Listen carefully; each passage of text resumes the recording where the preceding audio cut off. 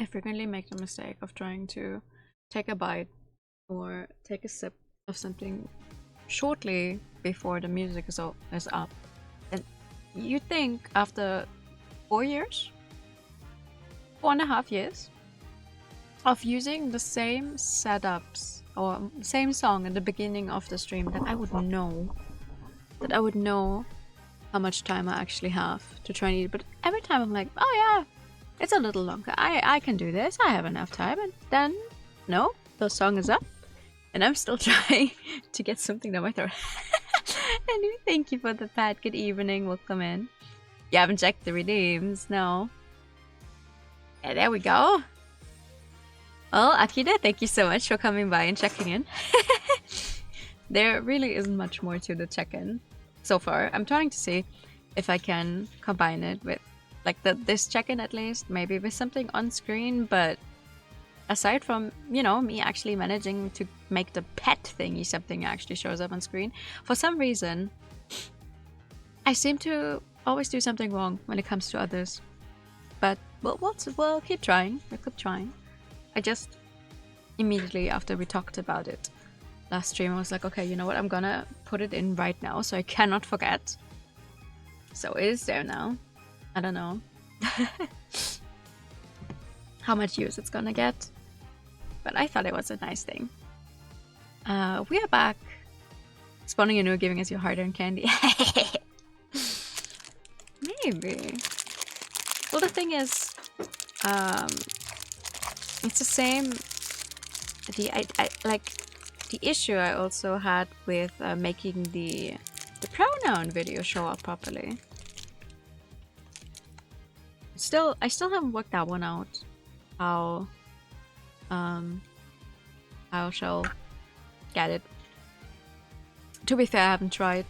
We haven't had much use for it in recent times, and I'm glad for that. I like it. It's a fun video, but like, I don't like because I don't like it to be in a situation where it is needed. I hope that makes sense. Squawk! Good evening. I don't know how long stream is gonna be tonight. Also, I might sound a little scratchy. I haven't had enough to drink today, and I had to use my voice earlier a bunch, but we're gonna try. We are on episode 4. I hate calling them episodes. For me, these are cases, but whatever. We are on episode 4. Well, arguably, you'd think this one might be a little shorter. Or you might not think. You might feel it might be a little shorter if you know how many trial and investigation days there are to this one, but we're in for quite a lot still for these two cases. Episodes, whatever. Thank you for the hate with him. Also, we're gonna see. My roommate is cooking curry for us tonight, so there might be some cooking noises in the back again. I don't know how much this microphone is gonna pick up on them, but honestly, me actually getting some dinner is more important to me than the microphone. But okay, there's some clinking and clanking in the background, maybe, who knows. Let's get into this one. It's been a while. It's been a hot minute since we played Ace Attorney, I feel like. But since we at least managed to finish the other episode last time, it should be relatively easy to get into this new case. Well, I say this now, but who knows? Because I think we're now finally at the case that they opened this whole thing. Courtroom bombing incident. A terrible attack launched by the will of a madman. It's not my birthday, but thank you. Good evening. The incident perfectly symbolized the state of the legal world in this dark age of the law.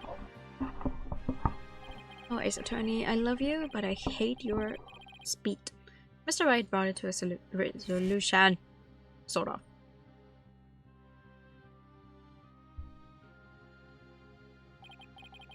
Chat tonight. discovered to be the one responsible for the bombing. Who would have guessed with a name like that? Good thing the characters are not knowledgeable of the naming conventions in these games. If only it were that simple. Somehow I can't help but think there might be more to it. That there's a darker influence at work. One that's lurking in the shadows, waiting. That's why I want to review the trial that was taking place when the bombing occurred. Ah, yeah, okay, yeah. Because we didn't know about that one yet. After all, I've got more than a few personal stakes in it. Saweet wasn't the only one who saw it.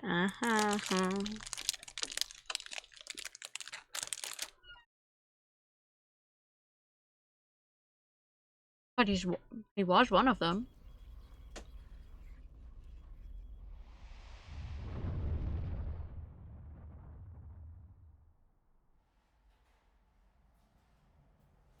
Remaining until launch.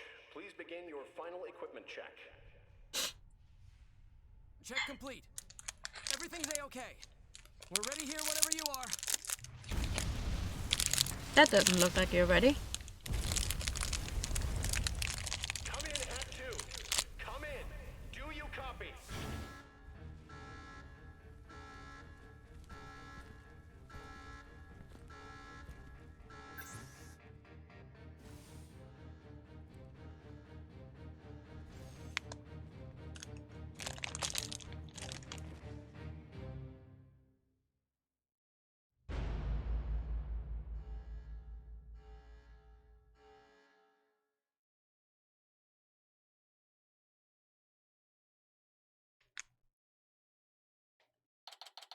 Amogus.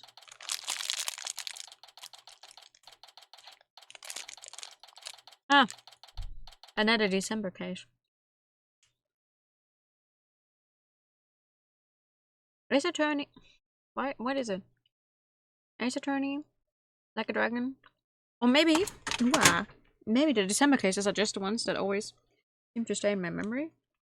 Because I do feel like there's a great many things always happening in December. And it's like, you guys know that there is like 12 months to a year. You could have some of these things take place sometime else. And there is enough cases that take place sometime else. But for some reason, it's always when I read December, I'm like, December again. Curious.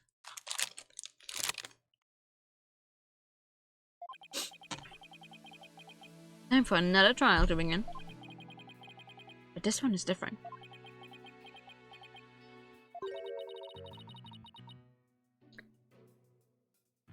I'm sorry to bother you, but... Hi, Junie. Are you alright, Apollo? Ugh, was I making a scary face just now? Hi, Juniper. Yes, I'm fine. I was just doing my Court of Steel exercises. Now I'm all ready to go. Yes, knowing you, I'm sure you will be just fine.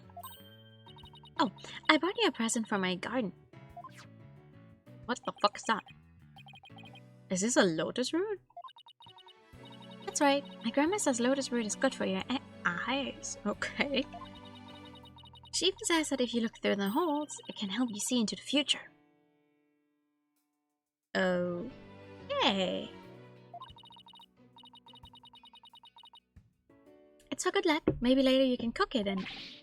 Thanks for this. I'm gonna have some right now. Huh?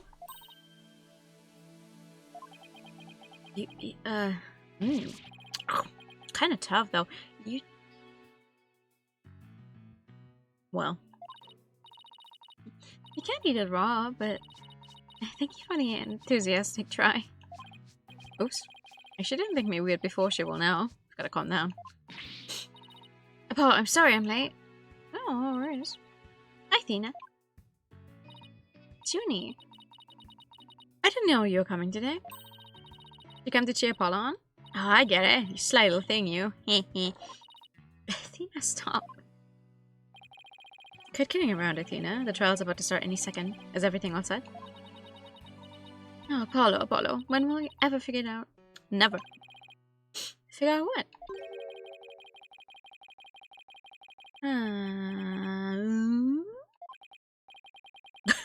That was the longest sigh I've ever heard. Who the fuck are you? This is it. It's all over for me. Find me guilty. This is our client, one Mr. Solomon Soul Starbuck.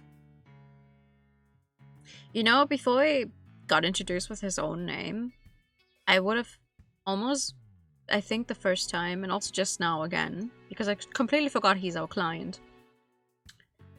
I would have almost said, is this Larry? Did Larry dye his hair? But no, no. It's another guy. He's a very famous astronaut who happens to be an acquaintance of mine. You wouldn't know it right now, but he's usually a very upbeat and driven person. The little crime this time happened to be the Cosmos Space Center. Back in high school, my best friend and I went there almost a little too much. Oh yeah. Oh, his hair looks like a rocket. That's why. But that's why we met Mr. Starbuck. We'd asked about space travel and he'd launch into story after story with so much passion. Like in those days, the man was 100% my hero. Are you sure you're okay with being my lawyer, Apollo? Of course I'm sure. I know you, Mr. Starbuck. I know you're not the type to commit murder. Things, but...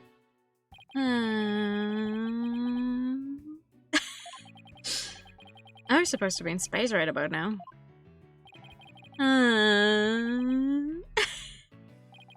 Stop! He's so depressed it almost seems like an act. The launch getting called off must have been a huge shock. We'll probably never get the chance to go into space again. Don't say that. Don't stop believing. Besides, you just have to go into space again. Yeah, I don't think I could face Clay in the afterlife if I just rotted away in a cell. Clay Tehran? I can't believe he was murdered. I mean, he was such a promising astronaut under your command. Yeah, he was a good guy. Always there to pick me up when I was down. No one loved life as much as him, that's for sure. He was always so full of energy, telling me, "You're fine, Mr. Starbuck." How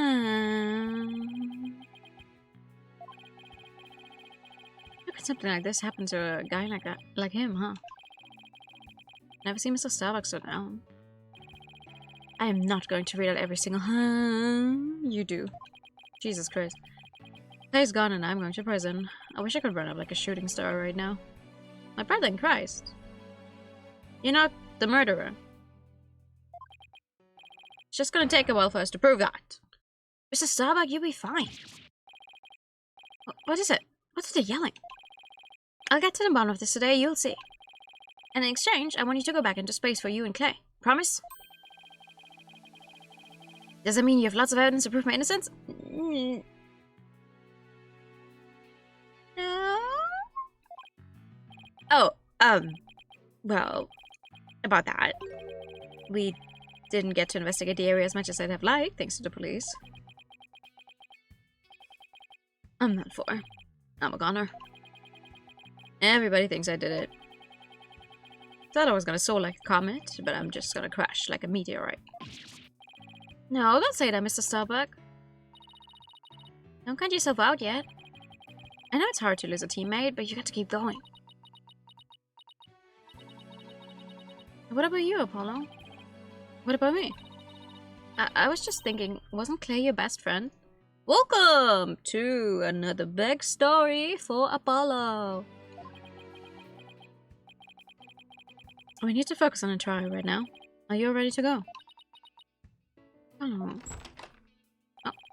Trial is about to begin. After the defense would please proceed into the courtroom. Okay, here we go. This is it. This is one trial I can't afford to lose. We say that about every trial.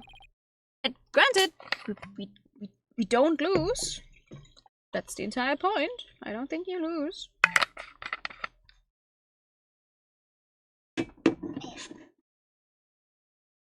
For Clay's sake and our clients, I will find Clay's killer. Let's go.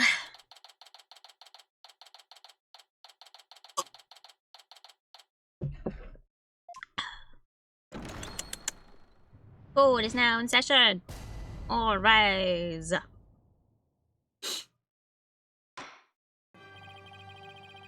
Court is now in session for the trial of Solomon Starbuck. Defense is ready, Your Honor. Excuse me, Mr. Justice. Yes, Your Honor. What happened to your eye? I'm fine. Defense is ready, Your Honor. Are you sure? I don't... I'm fine, Your Honor. Defense is ready. I'm sorry, Your Honor. He's been like this since yesterday. He keeps insisting it's just a sigh. I suppose it's something he doesn't want to discuss. Maybe he's entering a touchy age. He's 24! Very well, and the prosecution... as usual. Prosecution appears to be ready as well. Silence. Hi, Zen! Good evening! Not yet. Not quite ready yet. What the fuck? Black hole's not ready? What's happening here? Good afternoon! Oh, we're starting... Oh, okay. Okay! I guess we're starting off strong! Huh.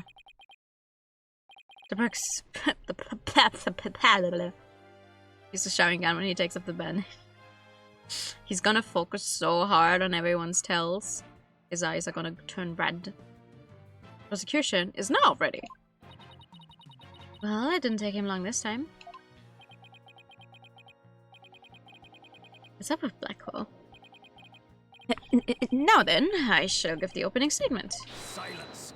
Oh, you're gonna do it yourself? I'll do it. What the hell is going on? You will? What an unexpected surprise. He's actually doing his job as he should be doing as a prosecutor. His left leg. Am I left or you left? This time I can leave it to anyone else. I see. Something is off the two of you today. You both seem different somehow. Well, very well. Prosecutor Blackwell, your opening statement, if you would. It was just yesterday. See, the most unrealistic part about Ace Attorney is not even the contrived ways the murder happened or whatever. The most unrealistic part is how you have an entire court case ready the very next day. Immediately. And at most they are allowed to go for 3 days, and that is also only if it's like the 3 days straight, like directly one after another, like following days. I'm like, I don't believe that's how that works normally. The crimes in question occurred at the Cosmos Space Center. Yeah, the famous federal research facility of all things related to astrology, right? Astronomy. It's astronomy. Anyway, a rocket was set to launch from there. But at 9:28 AM, before they could even move the rocket to the launch site...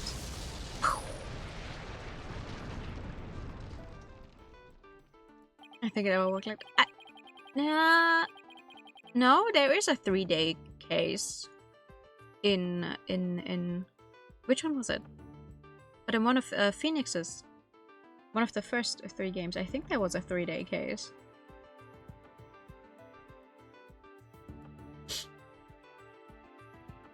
For someone who has played these games as often as I have, I do tend to forget. Because it's like, it's not actually that important. 2 explosive devices were detonated and the launch was cancelled. My word, 2 bombs. How dreadful. The defendant in today's trial is charged with both the bombing and with murder. One Mr. Solomon Starbuck. For whatever inane reason, he detonated a bomb on the rocket he himself would be in. Solomon Starbuck? I recognize that name. Isn't he a famous astronaut? Correct, your boldness. Mr. Starbuck was the pilot of the Het-1 rocket 7 years ago. As you may recall, despite some interstellar trouble, his mission was a success. Some say it was a miracle he returned alive. I suppose you could say he's a living legend. Oh, I remember now. He's become something of an international celebrity, right? Ooh. What? Mankind's hope for the future. I've got to make it back alive. Come along on a captivating space odyssey that will take your breath away. Had one miracle. We've turned the incident into a movie and everything. We got a real space pioneer in court today. But even heroes stumble from their lofty heights. Returning to the subject at hand. Ah, yes. The victim was one Mr. Clay Taran, a subordinate of the defendant. Indeed, a loyal disciple brutally stabbed to death by his mentor. Stabbed to death, you say? You mean his death wasn't a result of the bombing? Correct. Despite his lofty dreams, the victim was seen as an interloper by the defendant. And so he was sent not into space, but to the universe. Universe! I cannot speak. But to the universe, which we mortals cannot see. Okay. I think I've heard enough. The case seems pretty clear-cut at this point. However, there's one thing I'm curious about. The metal box next to the witness stand. What purpose does it serve, exactly? Since you asked so nicely, it's your coffin. Huh? Hello? I jest. It's evidence. Due to its immense size, we've little choice but to lay it where it rests now. We shall get to the contents of the box in due time. Look, I just lost 50 years of my life. Does he even have 50 years left? Athena! Judge is gonna live forever! Inner monologue, Athena. Inner monologue. Enough jabbering. Bobby Fulbright's the name, in justice we trust. Detective Fulbright. Very well then. Please explain the details of this incident to the court, if you would. On it. First, take a look at this pamphlet from the Cosmos Space Center. In it, you'll find a diagram outlining the overall layout of the Space Center. Yeah, alright. Here we are. For a more detailed look at what's on the left side of this building. Ah, upper level ladder, middle level, lower level. Launchpad 1 corridor. Okay. Take a look at this cross-section that we, the police, have created. See the launch pad and the main building. The launch pad is a square building, and the rounded structure is the main building, right? You got it. Incidents took place in launch pad 1 and in the main building's lounge. I'll be using this diagram during my testimony. It'll make it easier to understand. Thank you very much. A cross-section view of the main building of the Space Center and launch pad 1. Okie Detail of the case. Just before the rocket was set to launch, 2 bombs went off. One on the second floor of the Space Center's main building, and one in Launchpad 1. Thankfully, only the 2 astronauts were in Launchpad 1 at the time. 2 of them managed to make it back as far as the boarding lounge. But after the escape, one of the 2 was found stabbed to death. A murder on top of a bombing. Detective, the victim was already dead by the time you arrived at the lounge, correct? Yep. Thinking he sabotaged the bombing, the defendant killed him right there in the rocket. Just look at this tragic photo. My, is that a knife in the victim's chest? Yes, Your Honor. It's a knife that cruelly ended this young man's dreams. He couldn't get any prints off of it, though, because the defendant was in his spacesuit. Dude looked cool, though. He did. I do like Clay's design. The victim's blood was found on its blade, but no fingerprints could be lifted. By the way, Detective Fulbright, why are the victim's helmet and right glove absent in this photograph? We had to remove them to identify him, Your Honor. I personally removed his glove during the investigation. We had to get his fingerprints to confirm his identity, after all. Yes, it would be very difficult to identify him without a face or fingerprints. Now, there's just one more thing I'd like to inquire about. What is this round thing next to the victim in this photo? Something so important to the victim he took it with him as he escaped the launch pad. A capsule that apparently contains asteroid samples. Well, obviously valuable for research purposes, it has no relation to this case. I highly doubt that. I see. So, we know that the bomb in the main building was on the second floor. Well, where was the bomb that was in Launchpad 1 located? That one was on the rocket itself. It was situated around the central part of the rocket. Apparently, the area around the Launchpad's elevator was a sea of flames. I would like to submit this diagram report into the record. explosion sparked a fire on the second floor of the main building and the middle level of the launch pad near the elevator. Trials just started and we're already in a bind. You get used to it. Besides, that's what cross-examination is for, right? What the two astronauts were doing during the bombing. That'll be the key. Okie dokie, okay. Details of the case. Okay, I have a bunch to press. Pretty much everything he's saying. How powerful were the explosions? Well, the one in the main building wasn't strong enough to bring the place down. But the room it went off in was burnt back. Thankfully, nobody was hurt. Due in large part, of course, to me stepping up to lead the evacuation. Wait, what were you doing there in the first place, Detective Fulbright? I'm Bobby Fulbright, hero of justice. I'll be there wherever and whenever people need my help. I go to the other side of the world, even the edge of the universe. That's not answering my question. I'm not sure he knows how far that actually is. But I guess I'll leave that one alone. Admirable decision, Justice Donor. Oh, what did you decide? Anyway, could you describe what it was like at the Space Center at the time? The bomb cut the power to the central bank of elevators and the third floor lounge. Yeah, so no one else could reach them. It was pitch black in there, I tell you. However, the security cameras and whatnot were running on the emergency backup. And how did the evacuation go? I immediately and heroically whisked people down to the Space Center's basement shelter. Basement shelter? Yes, there's an emergency shelter beneath the Space Center. An emergency shelter, huh? Oh, here it is. It's at the bottom of the diagram. Okay. The Space Center's pretty impressive to have its own shelter. It's definitely the type of place where I would expect them to have a shelter. Bones went off despite tight security. Police officers and riot police who had been standing by gave the evacuation instructions. Okay. The power outage and evacuation seem unrelated to the murder at this point. Guess I'll leave that aside for now. So there were 2 explosions in total, correct? Yep, that's right. Okay. Well, on the second floor. Give me more about that. Let me get this straight. Mr. Starbuck rigged the rocket he was going to board with explosives. Huh? What are you talking about? If the defendant really did plant the bomb on his own rocket, he'd get caught in the explosion as well. Oh, I hadn't thought of that. Fine, a simpleton for a simpleton. Fulbright, the motive. Understood. The defendant actually had astrophobia. Astrophobia? What's that? A fear of space, naturally. Just the thought of space can cause the afflicted to freeze up. And so, in his terror, the defendant found a way to stop the launch at the last minute.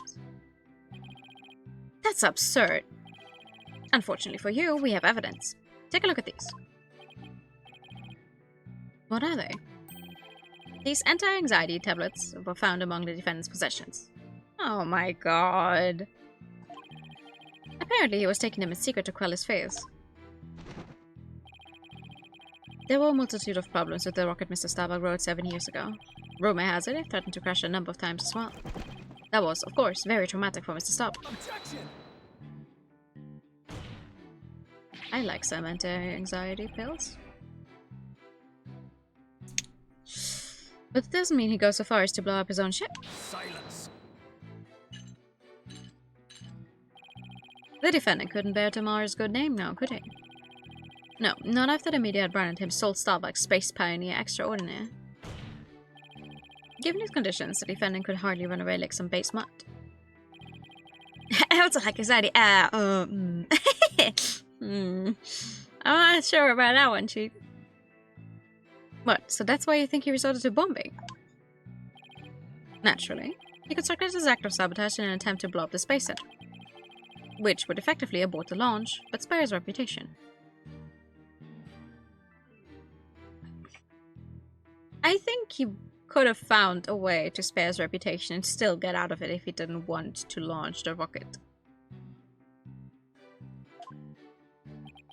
I don't think you need to go as far as bombing a place.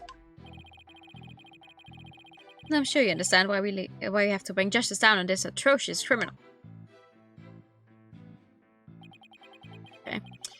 Launch pad one at a time. Hold it! Are you sure it was only the two of them? It was just before the spaceship was set to launch, so of course it was only those two. Well, there could have been somebody else inside the rocket. Silence! The notion of a third-party launch pad 1 is utterly absurd. Just to enter the area from the lounge, one must pass through a door guarded by a fingerprint recognition device. And allow me to state up front that there are precious few with a clearance to do so. A fingerprint recognition device? Sounds as futuristic and complex as a space center. Actually, it's not as amazing as you think, Yana. Take a look at this photo. This is the door in the lounge with a fingerprint lock. Only personnel whose fingerprints are registered can pass through. I see. That is very different from what I had in mind. I see. So you had to take your glove off to open this door. I'll keep that in mind. Is there a record of the number of people that passed through that door yesterday? Yes, there were only 3. The defendant, the victim, and the director of the Space Center, Yuri Cosmos. Then, doesn't that mean it's possible that the director is the one who did it? Not a chance. He was in the main building when the bombs exploded at 9:28, doing his job directing the launch. Besides, having an alibi, he has no motive for committing these senseless acts. He has a point. I guess the director can't be considered a suspect then. A biometric door lock operated by fingerprint recognition, only the defendant, the victim, and the Space Center director had access. Okay.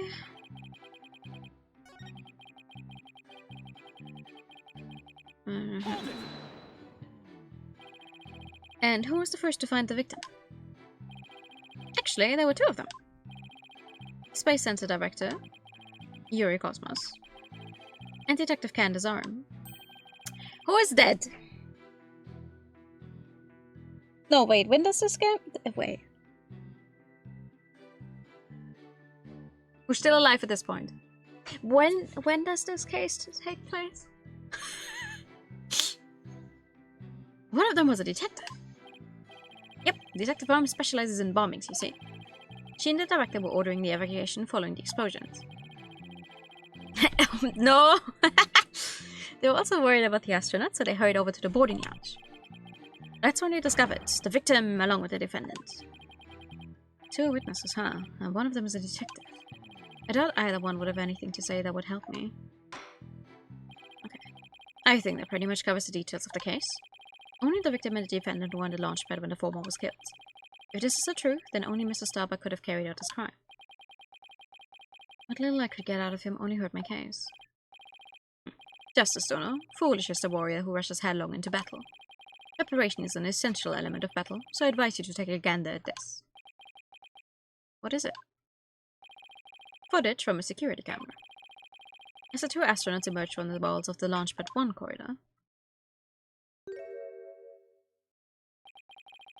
the boarding lounge security camera captured the desperate escape.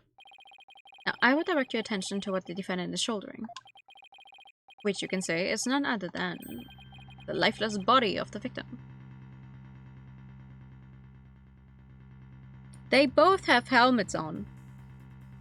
I don't think you can make out from just this here who's who.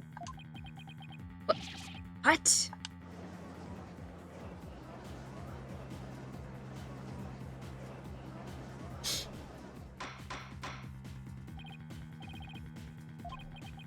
This lines up exactly with what the prosecution has been asserting. I should have known Blackwell would have something like this ready. Video showing the defendant and the victim's escape from the corridor of the boarding lounge. I cannot talk. Lounge. La la la la la lounge.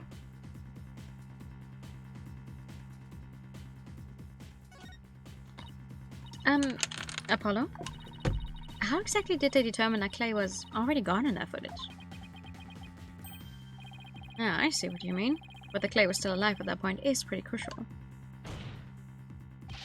Your Honor, please take another look at the footage. Isn't it possible that Mr. Tyrone was still alive here and that Mr. Starbuck was helping him?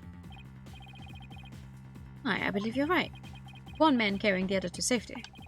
What a beautiful expression of friendship. Silence. Go launch hair. Launch hair. Launch hair. Sounds like lawn chair.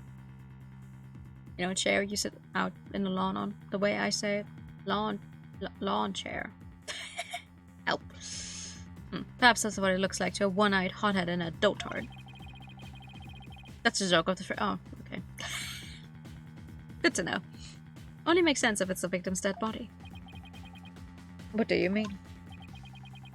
Oh, right. Explain it to Justice Donald. You got it. Ready, kid? If the murder had occurred in the lounge, someone could have spotted it. I'm sorry. How? I think it's... You're 33. There's not even a full 10 years between us. Stop calling Apollo kid. Anyone can enter the lounge after all. But doing it while they were alone in the spaceship, that's always of a different color. Objection!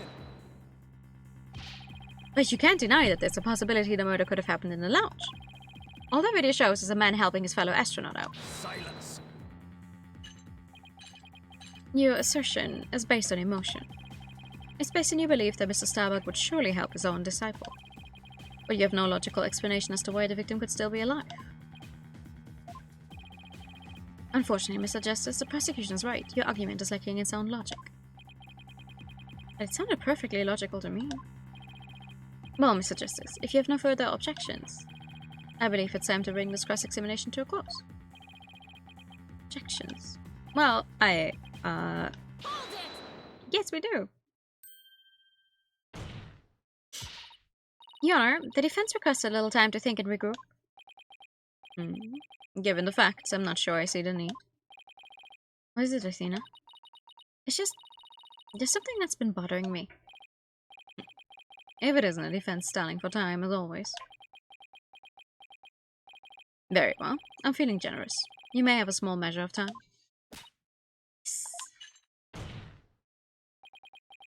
You have 2 minutes. 5 seconds. Oh, come on. 5 seconds.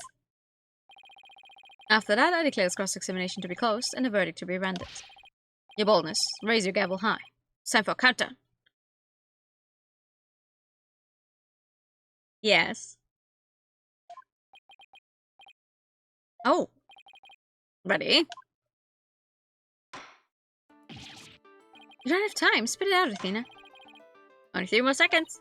Look, I don't think the prosecution's explanation is very complete. Meaning? Meaning there's something missing. Like, they conveniently left it unexplained. Something they didn't explain. Explain. Ah! You're right. I think I know what you're talking about. Your 5 seconds are up, Mr. Justice. Is there anything about the prosecution's argument that you'd like to rebut? Yes, Your Honor. Actually, there is. There's something the prosecution has yet to make clear to this court. Well, if you put it that way. What is it that the prosecution has failed to explain? Why the body was moved?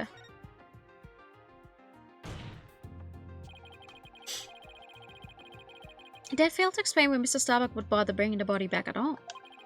If the defendant wanted to kill the victim, why didn't he just leave his body in the rocket? Why go through the trouble of bringing him all the way back to the boarding lounge? Oh, that's true. I don't think we heard the prosecution's thoughts on that yet. That's because they have none, Your Honor. After all, how does one explain something so illogical? The prosecution is claiming that the defendant moved the victim's dead body. But what if the entire premise of that argument is wrong? Then let's hear your theory, Mr. Justice. The defense proposed that the defendant didn't kill the victim, he was helping him. Fulbright, explain it for our sad friend here before he nod off to his monotone monologue. Inform me exactly why Spaceboy moved the victim. Huh? You've gotta be joking. It's simple. Mr. Starbuck did what he did to direct suspicion away from himself. He wanted to create the impression he heroically risked his life to save his partner. That's why he made sure to make it to the security camera so there'd be a record. At the very least, he appears to have achieved success with you and the old man.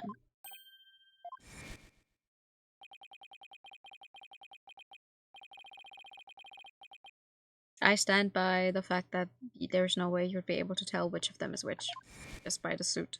from what we can see. The average person wearing a spacesuit weighs easily over 200 pounds, saving the life of a partner who weighs as much while trying to escape deadly flames. What a dramatic sob story fit for the silver screen. Indeed, I was completely taken in by the humanity of the story. You see? Yet the true ending is that all traces of this hammy act were meant to be blown up. Yes, so now we arrive at the thrilling conclusion. Third explosion. Huh? Objection! What are you talking about? There was no third explosion. Silence. Indeed, you are correct. But that is thanks to Detective Arm. It was she who identified and secured the bomb. However, it doesn't change the fact that the third bomb was discovered in the lounge. See a coffin beside the witness stand. That would be a bomb transport case. We used that to transport the deactivated bomb here. It was found in the lounge. A bomb in the form of a most distasteful toy. Ah. One on the second floor of the main building, one on the lounge pad, and one in the lounge. Launch pad and lounge, Jesus Christ. It is a very good theme. The defendant planned to set off 3 firework displays. Fortunately, the third was discovered before it could be detonated, for had it not, the victim's body and other vital evidence would surely have been immolated. Objection!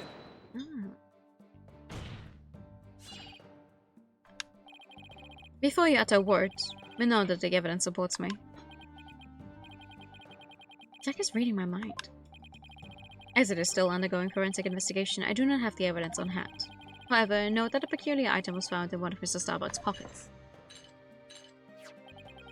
Specifically, a bomb detonation switch.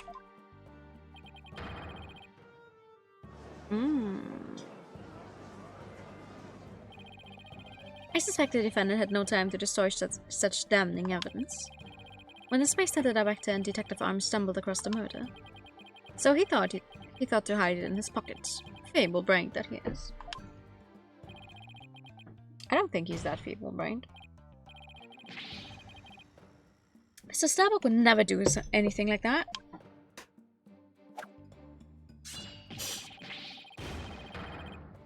Jeez.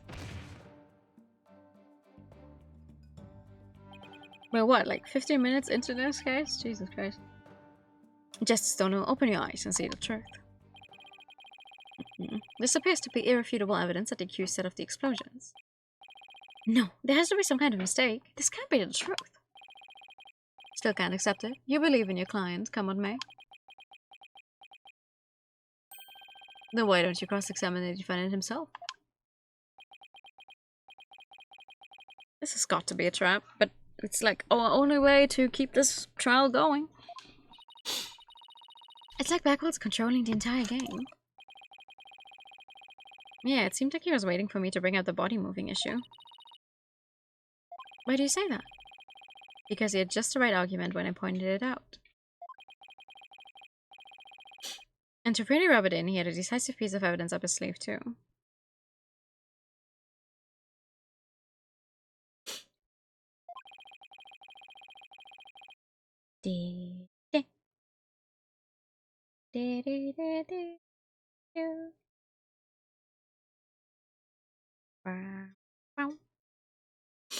Trying to shake my faith in Mr. Starbuck and break me down.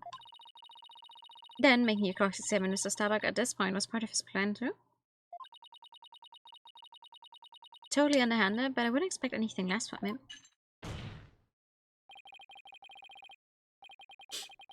Now let us hear from the arch-villain, the fiendish murderer himself.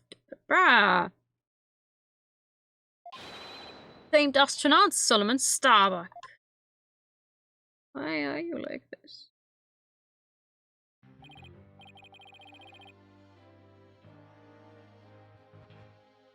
Witness, your name and occupation, please.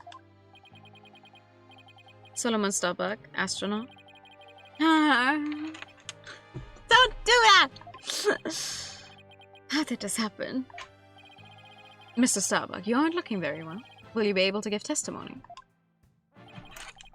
No. The worst part is it makes me... Oh, sorry. It makes me yawn so badly when he does that.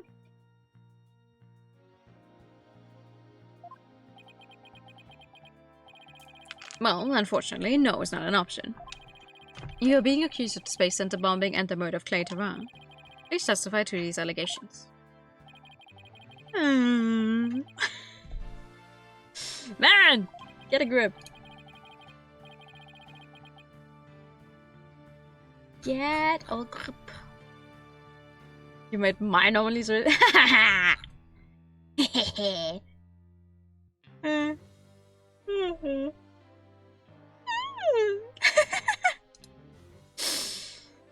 my god. My never take the suit off, it's getting really happy. Silence. It's not the weight of the suit that you feel, but of your sins. Prepare to carry that weight for the rest of your life. Calm down. Banish me to the moon. I don't care anymore. Ow! That was super negative. Is he going to be alright up there? He'll be fine, I think. As long as he doesn't totally give up and say he did it, that is.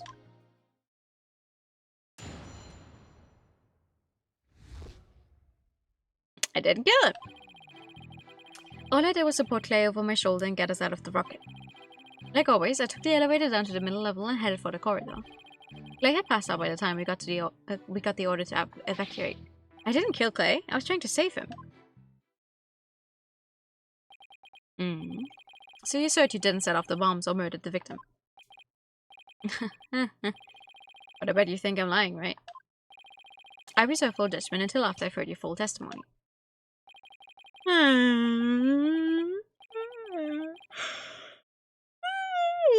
I'm sure you don't believe me. But you don't even believe I'm an astronaut. I don't think the judge doubts that. Who would wear a suit like that except an astronaut? I will say that when I saw you in that movie, you appeared quite courageous. Though I suppose reality never quite lives up to fantasy. I know he's sighing, but the way it's written makes me think. Or like, the way I'm reading it out, it makes me yawn. Because it's so long.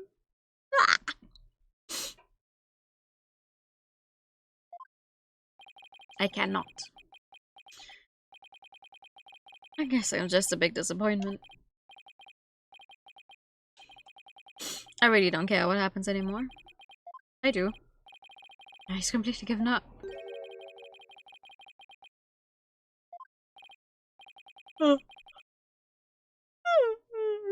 What a depressing fellow.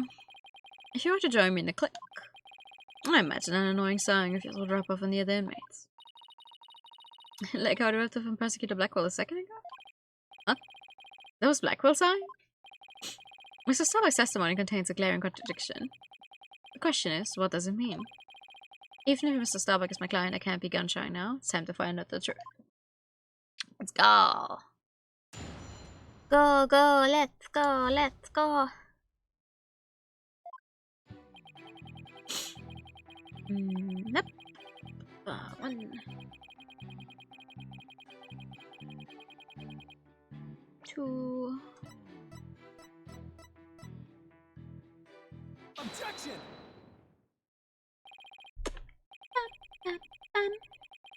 Mr. Starbuck, I need your testimony to be as accurate as possible. Was I not being accurate? No, because it's impossible for you to have taken the elevator down to the middle level. What makes you say that, Mr. Justice? Please recall where the bomb went off in Launchpad 1. Also, recall that after the explosion, the middle level elevator was engulfed in flames. Oh, you're right. Which means... Exactly. The Launchpad's elevator would have been unusable. Gesundheit! In other words... Mr. Starbuck, your statement is decidedly inconsistent with the facts.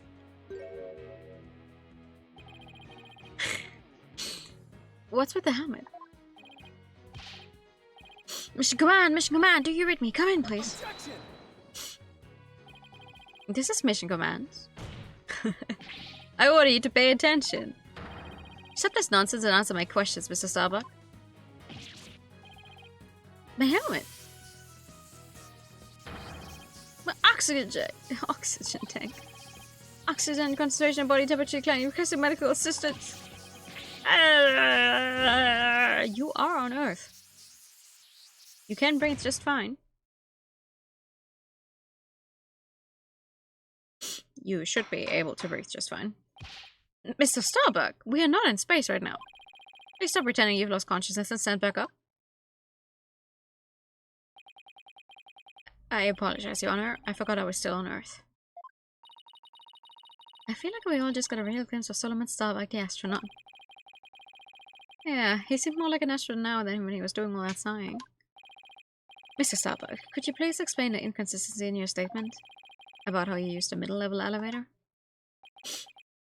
I was nervous and I said the wrong thing. I'm sorry. I actually took a different route, I think. A different route? I hope you're able to deliver a straight story this time. I'll get it right this time. Maybe. No, I mean probably.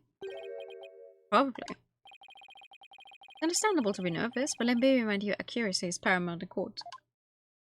Well, I stand by my earlier thought. We are not able to tell which one of them is actually carrying who, so if he's the one that's passed out, and he's the one getting carried, how would he know?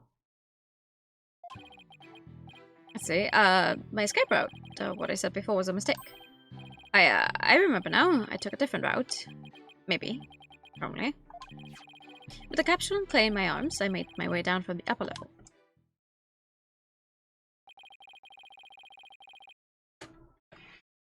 So you're saying you escaped without using the elevator? That's right. There's a ladder that spans the upper and middle levels. I used that ladder to get to the middle level. Luckily, the fire hadn't reached the ladder, so we could make our escape that way. Okay. And the capsule you mentioned, I suppose you mean the thing next to Mr. Taran here. Was the capsule that important that you risk your life to take it with you? It almost goes without saying, but yeah, the capsule contains asteroid samples. Therefore, it's invaluable as research material. With his spacesuit on, Clay waited on, but securing the capsule was also important. I need you to answer to the best of your ability. Mr. Starbuck, please remember that your verdict is riding on your testimony. No. He's back to being... Maybe I am guilty after all. I wonder if you can say the stories in prison. That is more comfortable than the spaceship. Don't say that!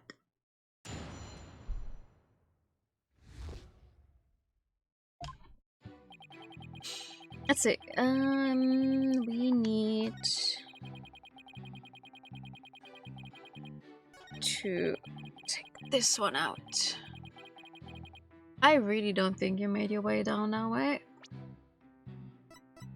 Objection! Mr. Starbuck, why don't you just tell the truth? The truth? Let's see. The Earth is blue? No, it's not right. So, I guess the Earth isn't blue? Yeah, that's it. The truth, Mr. Starbuck. The oxygen concentration is super low in this area. Prepare emergency oxygen tanks. Mr. Justice, the witness appears confused. Please help draw out the truth from him. Mr. Starbuck, under the circumstances at the time, you couldn't possibly have reached a boarding lounge via the upper level road? Huh? Not as long as this was along the escape route. The letter. The letter. To get down from the upper to the middle level where the launch pad 1 corridor is, you would have to go down the ladder. Isn't that right, Mr. Starbuck? Of course. That was the only way we could escape. Objection! But how would that work? At the time, you were supporting Mr. Taran over your shoulder, were you not? And remember, he was in full space gear as well, putting him at over 200 pounds. Ah. Well, it's easy on the moon. Gravity is only 1/6 of what it is on Earth. Objection! But the space center is located on Earth. Short of being an octopus, climbing a ladder with an adult male in space gear in one arm, while carrying the capsule in your other is impossible, wouldn't you say? Oh! So, Mr. Starbuck, how exactly did you climb down the ladder with your arms full? Mr. Starbuck, come clean and tell us the truth, now. Engineer, where's the engineer? Oxygen leak detected due to faulty maintenance. Evacuate me. What? Saying the crew. I'm caught in the ceiling. Help? Anyone? Bailiff, prepare the cherry picker. We must launch our rescue mission at once. Well, that's one way to take her for being questioned. I'd rather prove his innocence so he can go to space again someday for real. Maybe they should have let him take off the fucking suit! If that's what he's gonna do with it. Now then, Mr. Starbuck, do you think you can keep your feet planted on the ground? Yes, I apologize for losing control. Are you ready to tell us the truth? The truth! Anything but that. What is going on? This isn't the Mr. Starbuck I know. It appears Spaceboy is prone to deception. Witness. Yes? I thought your story odd, but perhaps the inconsistencies can be explained as the result of a medical side effect.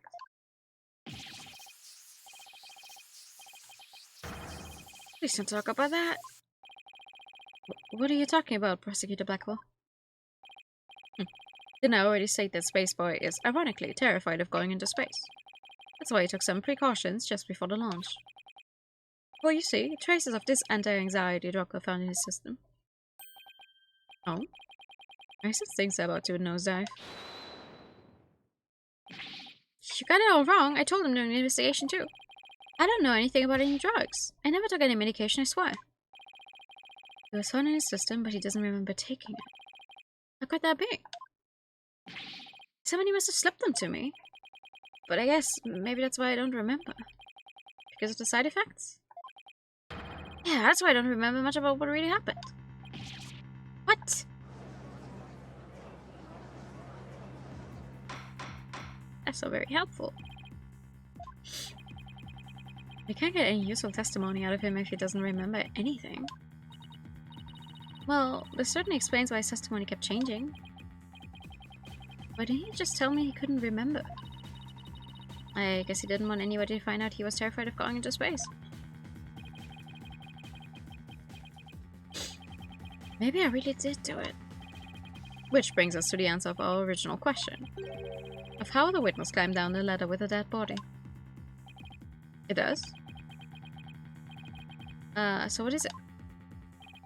A dead man feels no pain and makes no complaints, Justice Dono. So the body was simply dropped down from the top of the ladder. Why? I see. And then the defendant could climb down with his free hand. Objection! Drop the body down? Who would do such a disrespectful thing? Besides, dropping the body down would leave marks on the body itself. So you are capable of quick thinking. Yes, you are correct. Really? Oh, thanks. I wouldn't be happy about that. What's this? It's the oxygen tank from the victim's spacesuit. It's ruptured, and I'm sure you can figure out why. You can't be implying it ruptured when a defendant dropped the victim's body. I am, for they fracture easily when struck. Objection! Even if that's true, the tank's explosion and shrapnel would leave its mark on the body. Yet according to the autopsy report, only the knife wound was found on the victim's body. You're clearly grasping at straws with this line of reasoning. Silence! A spacesuit isn't heavy for the sake of being heavy, Justice Dono. It includes the latest technological devices and is made of the fabric of tomorrow. This fabric is made to protect astronauts from the dangers of space. So falling a few Earth yards would hardly leave a mark on a wearer. Objection! I don't think so. Then shouldn't it be impossible to step someone through it as well? It should, and yet through sheer coincidence. The knife slipped through a weak spot in the suit's structure and found its way to its target. What are the chances? You forget that our killer is an astronaut himself with knowledge of how the suits work. He's got me there. And now my argument has been proven. Spaceboy killed the victim in a rocket and then dropped his body from the upper level. After climbing down, he shouldered the body and made sure the camera recorded them. There's no room for debate about these facts. It is clear that Solomon Starbuck is the only one who could have killed Clay Tehran. Here. The report regarding the astronaut's oxygen tanks. Consider my send-off gift. Feel free to use it as payment across the river Styx.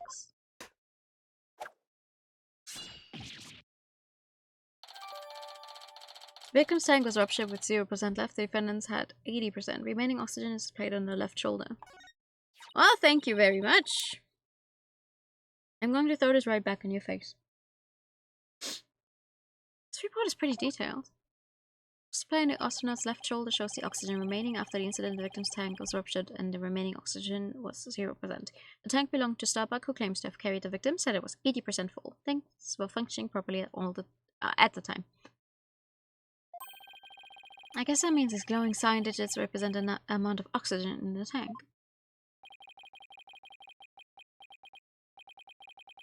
I'm done for. I'm going to prison instead of space.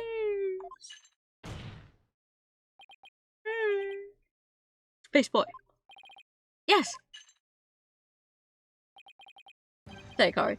The bejeweled night sky is still beautiful even when viewed through bars. You mean stars are seen from prison? That's right. Your cell will be your spaceship. Picture the view through the iron bars. It's like being an astronaut in your own craft for all time. That's not a half bad though. Mr. Starbuck. See if we could have buckle got to him good. Spaceship prison cell, fly me, my guilt, and my despair to the deepest, darkest space. And then let's get sucked into a black hole together. Bruh. Mr. Starbuck, you can't give up hope. Yes, Apollo. You know, Clay really looked up to you. He said you're an incredible man. He said you'd never give up your dreams and passion for space no matter the situation. He said that. So don't give up now and help me prove your innocence. For the sake of the man who respected you and believed in you, Clay Tehran. Clay! You're wasting your breath.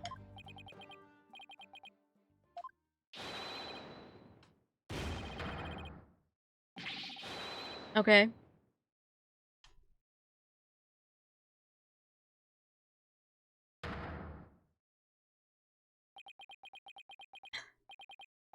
Apollo, thank you.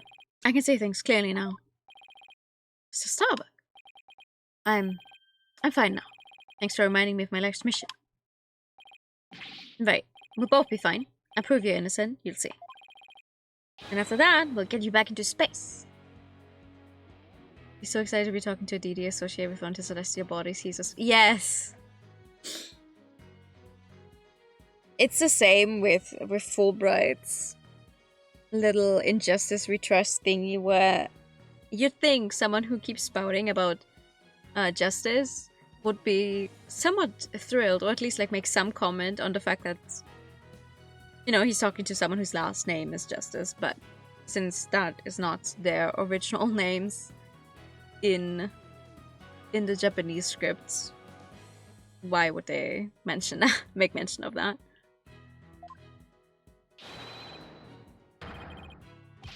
You've ignited the booster rockets of my soul!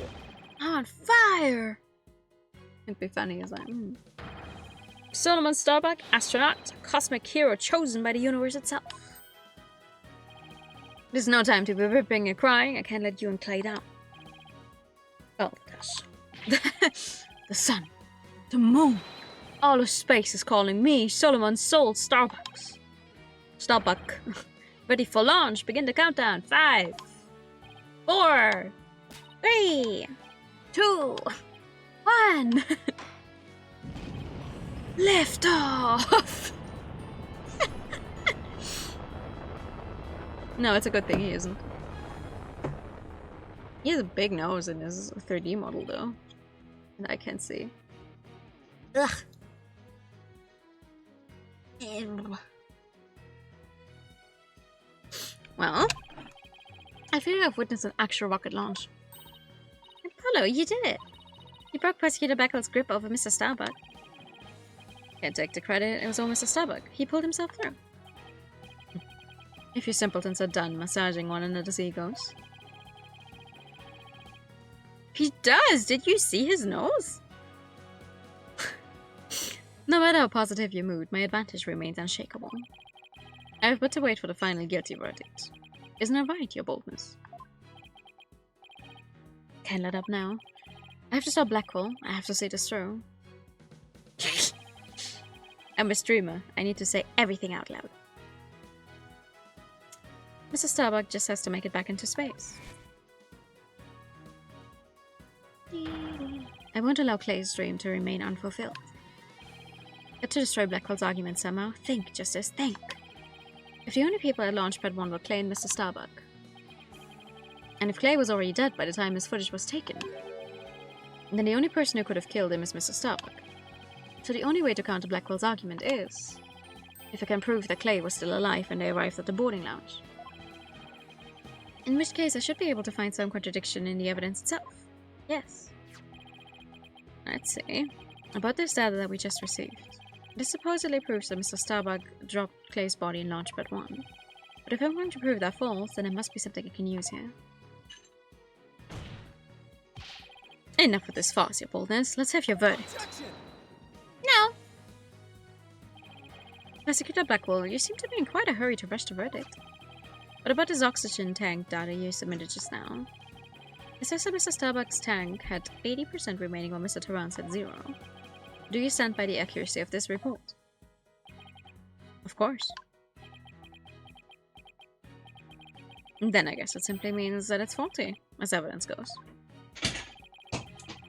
You will explain what you mean, Justice Stoner. It's simple. This evidence contradicts the facts of this case. Take a look here at the detailed description, you see what I mean. I hope you have some evidence, Mr. Justice, because I don't see what's so contradictory. Yes, Your Honor, right away.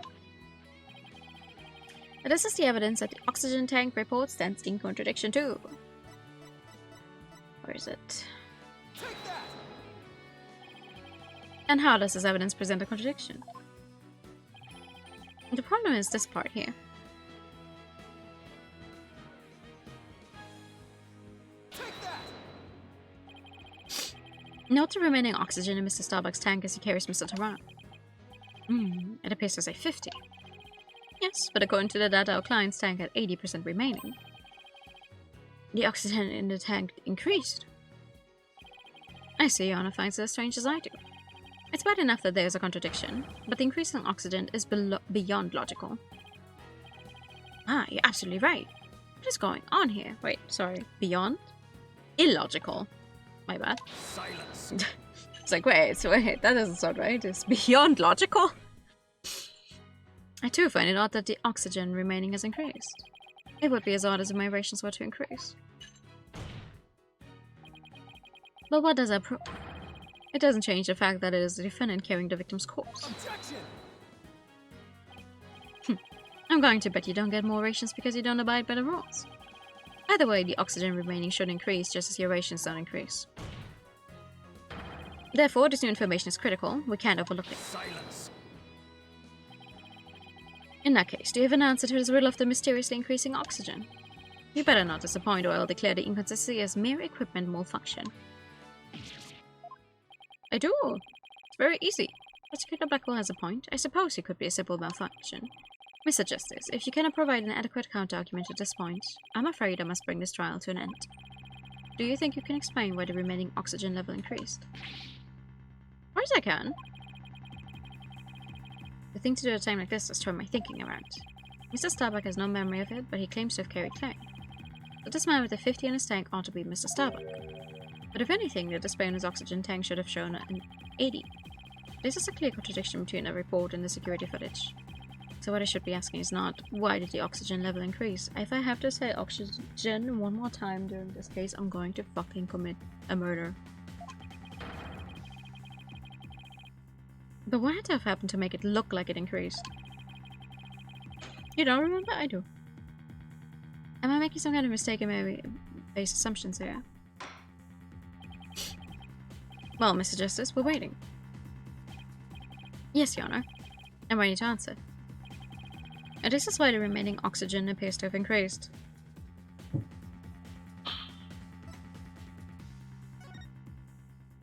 Apologized as defense attorney, defendant also guilty. Dun dun! What if it was the other way around? The other way around? Would you care to explain, Mr. Justice? As you can see, Your Honor, both men had their helmets on in this footage. But it turns out this is where our base assumptions went astray. We assumed that it was Mr. Starbuck helping Mr. Tehran, but it was the other way around. It wasn't Mr. Starbuck helping Mr. Tehran at all. It was Mr. Tehran who was helping Mr. Starbuck to the boarding lounge.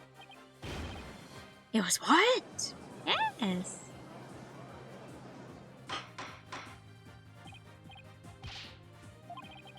You mean to tell me that the person on the right in this image is the victim, Clay Tehran? It's the only way that would love the increasing oxygen level can be solved, Your Honor. At this point in time, the remaining oxygen in the victim's tank was at 50%. And when the victim was found in the boarding lounge, his tank was at 0%. That's right, there's nothing contradictory about the oxygen level decreasing. This means Mr. Tehran was alive as they made their escape to the lab. Silence. How short your memory is. Have you forgotten what you yourself proposed? Even if the victim was alive at this point in time. Or that he sent a letter with his arms full. Objection. Prosecutor Blackwell, you can't hurt me with a broken blade. Excuse me. It's true that we don't know how they got down the letter. I suppose the matter needs further investigating.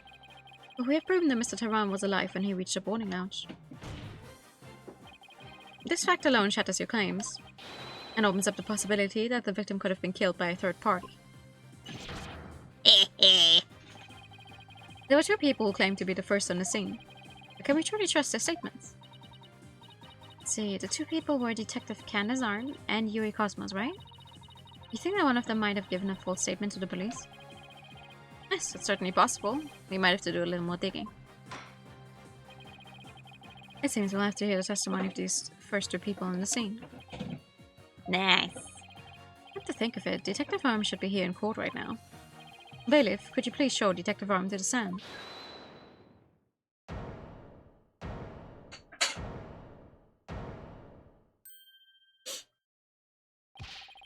I have an announcement, everyone.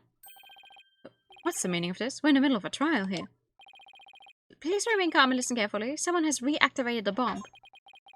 The bomb was defused, but it's about to explode.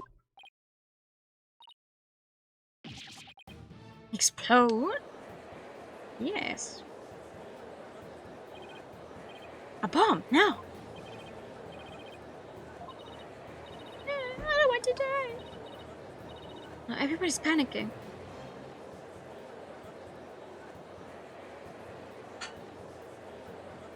Silence.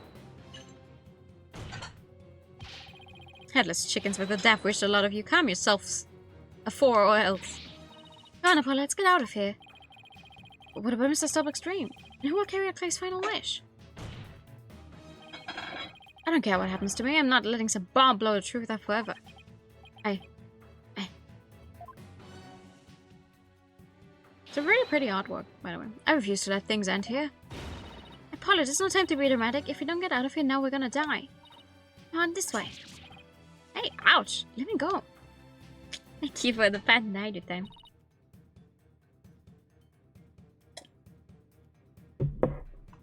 Hello, Juniper. She hasn't evacuated yet. Oh yeah. You're right. Not that way. Oh, ah.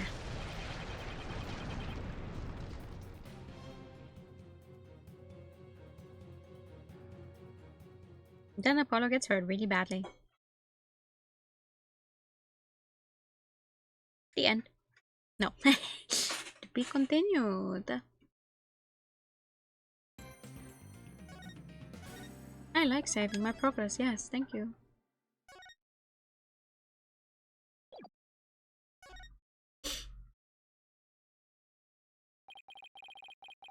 In the middle of the Space Center bombing trial, we had another bombing incident.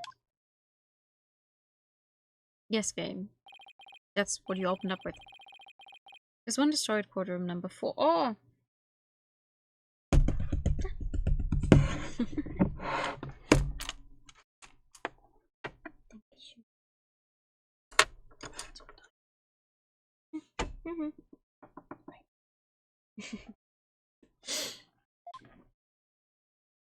Yes, I've made it so you can redeem it like 2 or 3 times, just in case someone's like, oh, I'm gonna have to go, I'm gonna lurk or whatever, and wants to do a little, hey, I'm back thing.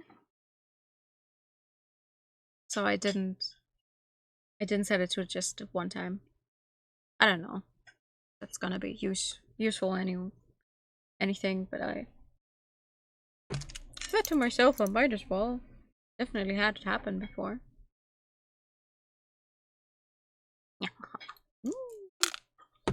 Tasty curry. Furthermore, Apollo suffered massive injuries from being there when the bomb went off.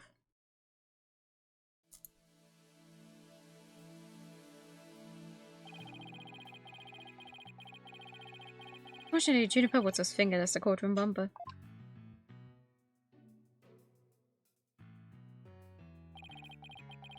Athena and I knew she had to be innocent, so we took her case on.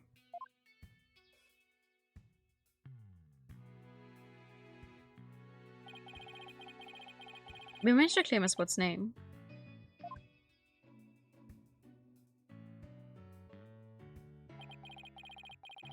But Apollo sustained further injuries, and he was attacked by Destinies.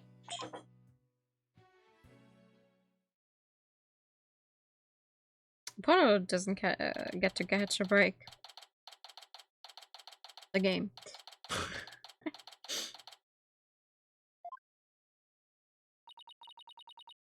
Apollo's a tough guy, but this is taking its toll on him. Yeah, poor guy. Being attacked by Tony like that on top of all his other injuries. Apollo's resting at a nearby Hickfield clinic.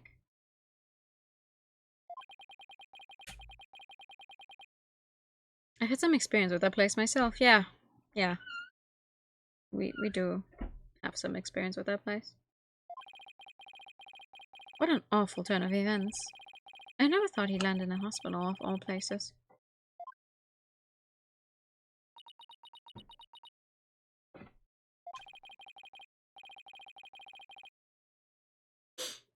You must miss him too, huh? No, you don't have anybody to tease. Don't worry, he's young. He'll heal quickly and be back before you know it. It's been a while since I last saw Trucy look so down. We won a court case, yet nobody feels much like celebrating. I mean, duh. Alright, enough of this, people. It's no time to be moping around. Now dry those eyes, both of you. You're the only one who's crying, Athena. Technicalities. Look, we have work to do. We have to take over. Take over what, exactly? Apollo space in the case, of course. As no verdict's been reached, there's still a chance. I agree with Athena. We should pick up a Starbucks defense. We have to avenge our fallen comrade. Right, Daddy? Apollo hasn't exactly fallen. He's still alive. That he is. That he is.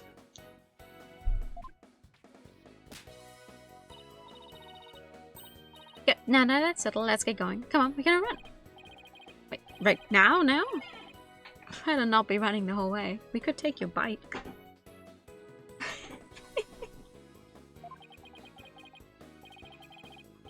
There she goes. I better go catch up. Can you take care of the office, Trucy? Sure thing. Let's be careful out there. In the meantime, I'm going to bake some cookies and fill up my magic panties for you. Trucy seems to be feeling a little better. I can always count on Athena to back everybody up with her enthusiasm. She's back. What? Don't mind me. Just forgot a few things. Wallet, phone, the documents, my bag. It's more like you forgot everything. I always count on Athena for that too. She's trying her best.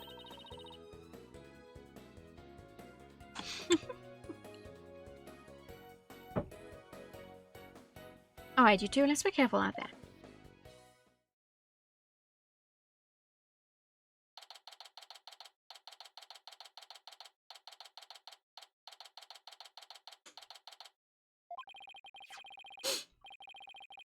I'm not sure with this and over.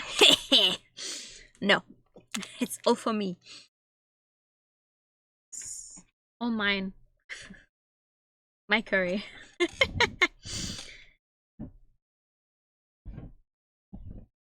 So Klein is one Solomon Starbuck. He's so famous, even I've heard of him.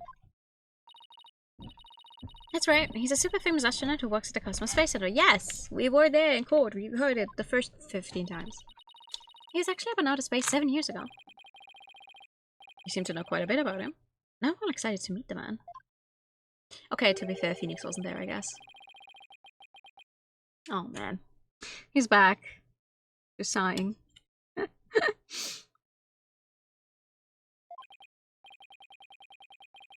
Oh, that was the longest sigh I've ever heard. Apollo told me all about you. You're Phoenix, right? Apollo's mentor, right? Yes, that's right. Mentor has a nice ring to it.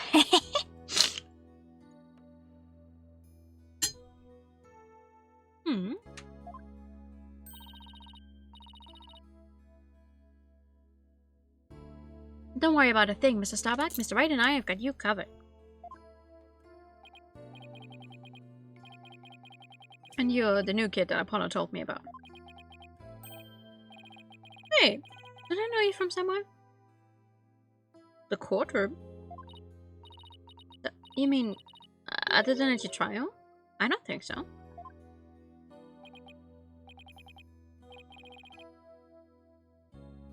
I guess so. My mistake.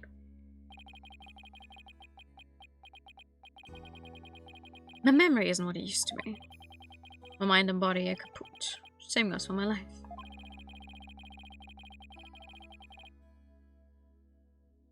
I mean, I'm so astronomically unlucky that I had a bomb go off in the middle of my trial.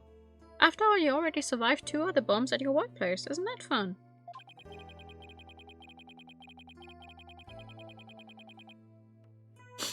Trying to defend me would be like trying to enter the stratosphere without a spacecraft. Yikes, he seriously got to stop depressing himself.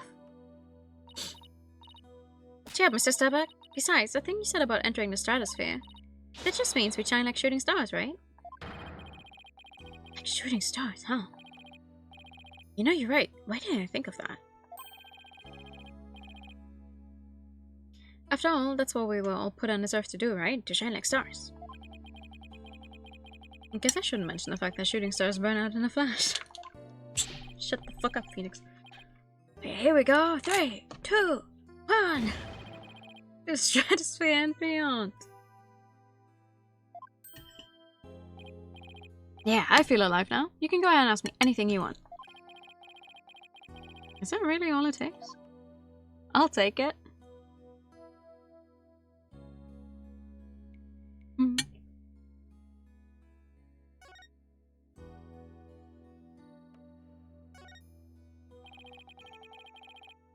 It's good for us if he's willing to talk.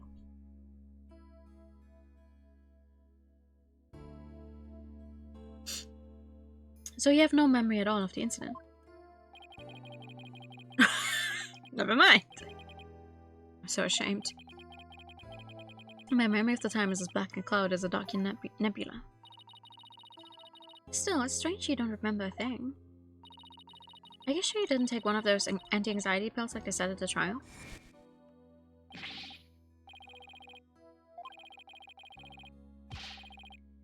No, someone must have slipped them to him. It is true I developed the fear of space because of what happened 7 years ago. And I was taking medication secretly every now and then when my anxiety got bad. Oh! Having a fear of space is not something an astronaut can brag about, you know?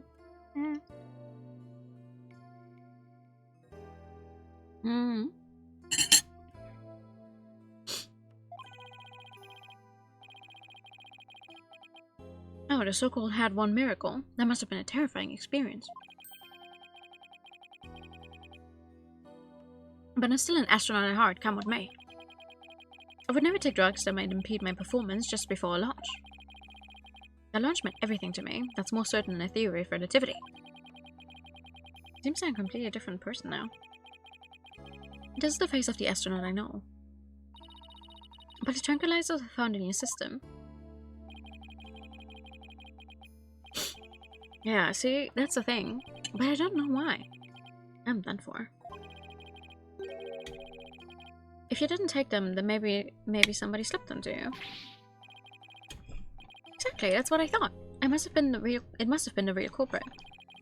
My medication was in my locker. Anybody could have gotten their hands on it. Maybe the real culprit also planted a detonator switch in your pocket.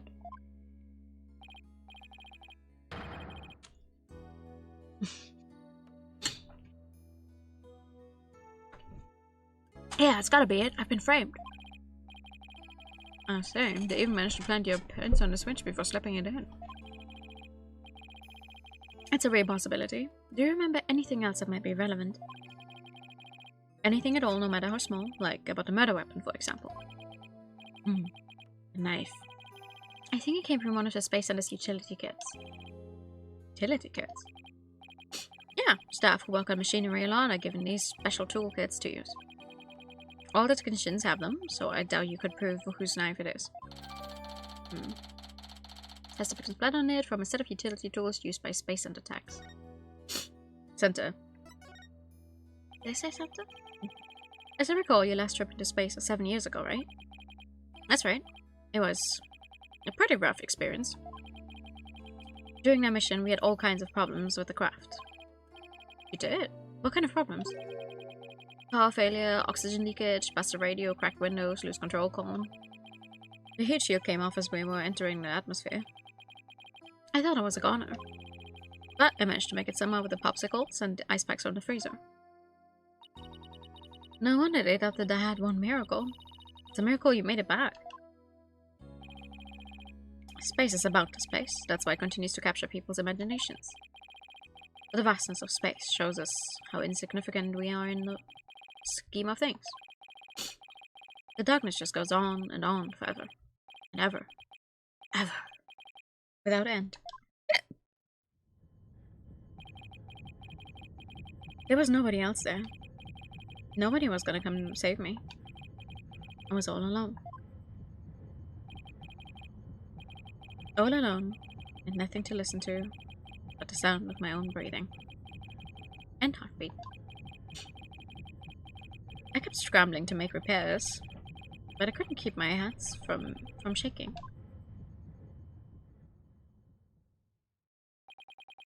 An experience like that would make anybody afraid to go up into space.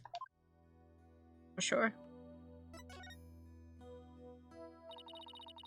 With the experience you had, weren't you dreading this mission? Space is a boundless space.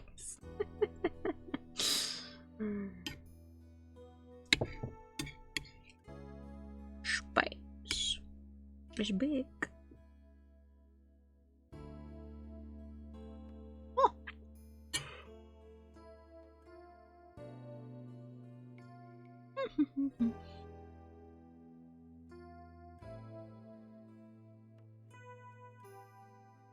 Oh. Whew. Ouch.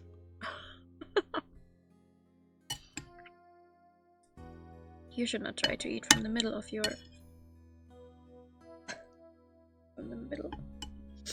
That's where everything is very hot.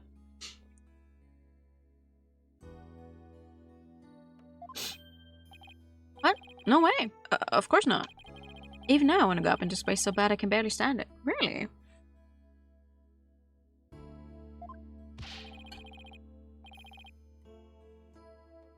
I want to shake off the Earth's gravity at escape velocity and spin around weightless. But you have to admit it was pretty harrowing. Weren't you even a tiny bit afraid? I was afraid. Of course I was. Still am. But space is man's final frontier, an unknown world. Cosmic truth is out there waiting for us somewhere. Cosmic truth, huh? I guess there are people looking for the truth in every walk of life. No matter how afraid I am, I'm sure I can manage. If I give in to my fear, I'll never find the truth. As long as I don't give up, I can keep up the fight. One thing's for sure, Mr. Starbuck's passion for space is undeniably the real deal. Good for him.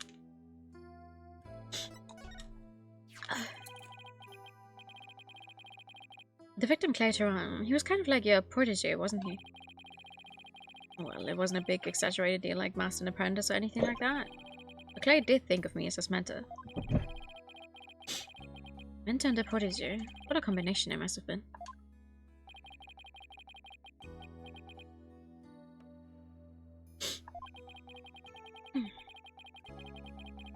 With his encouragement, I knew I could get over my fear and go back into space. But now... Clay must have been very encouraging, huh? Yeah, it's funny really. Whenever I'd hear him shout, "You're fine!" I always got the feeling everything really was gonna be just fine. You're fine. Apollo says I'm fine, you're fine all of the time too. I always feel encouraged too whenever I hear him shout it. Yeah, Clay and Apollo were best buds. They used to come visit the Space Center a lot ever since they were high school kids. How old are you anyway? 33.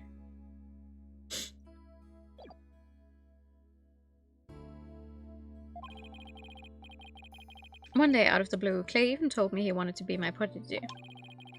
Those two hung around the Space Center so much they were like a part of the staff. One time, during zero-G training, I started to panic a little bit. And the two of them took turns shouting, "You're fine!" over the radio. It was a simple thing, but it was exactly what I needed to hear. So I'm fine and you're fine were like Apollo and Clay's secret phrases, huh? I wish I could ask Apollo more about Clay and their relationship now. Speaking of Clay, how do you suppose he climbed down the ladder with you over his shoulder? I simply don't think he did that at all. Sorry, but I can't even begin to imagine. But he actually did climb down the ladder, so a way has to exist. No.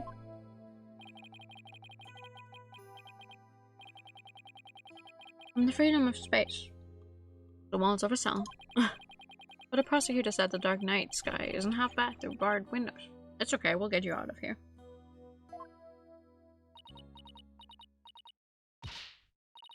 You're fine. Solomon's soul stopping is fine. Everything is going to be alright. Huh? And Athena Sykes is fine. Come on, Mr. Wright. You too. You really have to. Phoenix Wright is fine. I can't hear you. Phoenix Wright is fine. We'll get you back into space yet, Mr. Starbuck. Believe in your own innocence and have faith in us. Apollo believed in you wholeheartedly, and that's good enough for me. I believe in you too. Thank you. Thank you, both of you.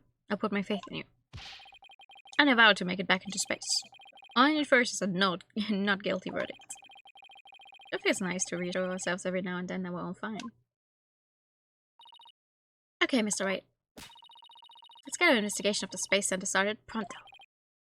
Good idea. Let's go. Let us go.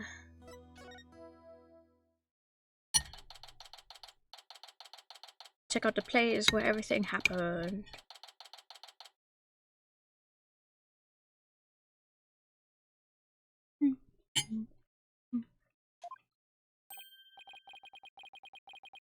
Oh, I was wondering what kind of place a Space Center would be.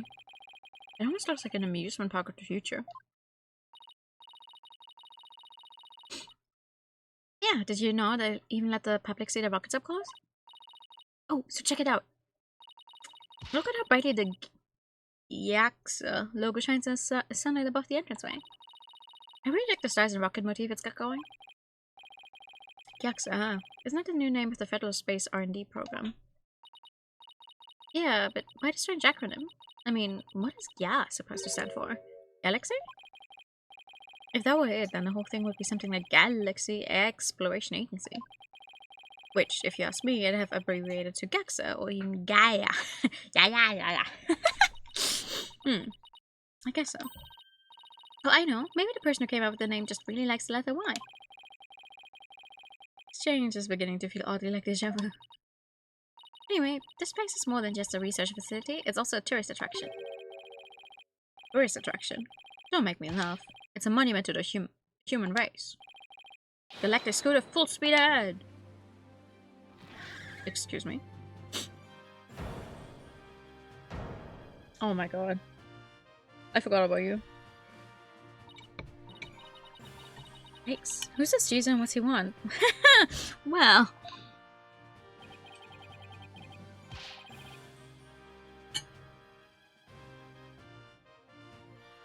Look upon me and look well. Behold the great power of space science. Pardon me, but you are? Glory's name is Yuri Cosmos. I am the director of the Cosmos Space Center, the center of the cosmos. Boss, that was pretty groan-inducing. If this person is a Space Center's director, then that means... Ah, so you were one of the first to discover Clay's body, weren't you?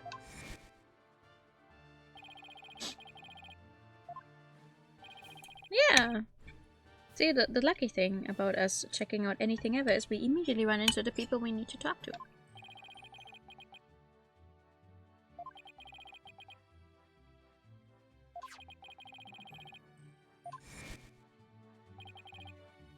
That is correct.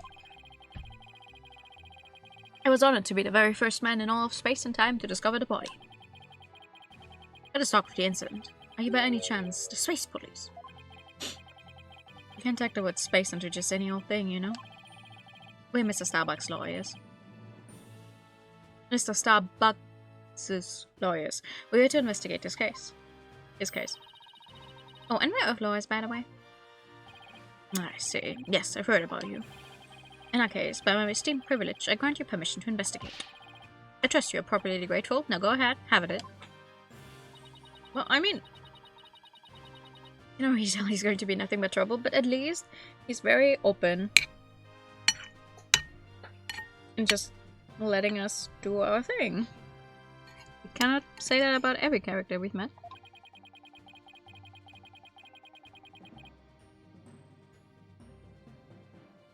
Don't let him hear you say that, or you see what trouble really is. Let's just be professional and ask him about when he found the body, okay? Sure. So, as director, what do you do here at the Space Center specifically? It peace across the galaxy and promote space development in this country. No matter what obstacles stand in our way, we keep going. For the sake of mankind. I believe I used the word specifically in my question. Attention all personnel, to your break stations, prepare for break. Oh, I get it. You just run around and tell people what to do in a self-important manner. That is exactly right, because I'm an important man, my man is important. Mr. Wright, this man doesn't get sarcasm. Well, there's bound to be some people like that here in the boundlessness of space. What's that? You want to know what it is that makes me important specifically? Very well, I will tell you. I was the central figure of the Head 1 project. You may proceed to be appropriately impressed. Now go ahead, have at it. I might be more impressed if I knew what he did for it specifically. Yeah, I wonder why I forgot about him. Probably because he was annoying as hell. Could you tell us what you know about the incident from the other day? I refuse. Oh! Why? What? Explaining is a job for common folk, not the director of the center of the cosmos. Oh, bruh. Please.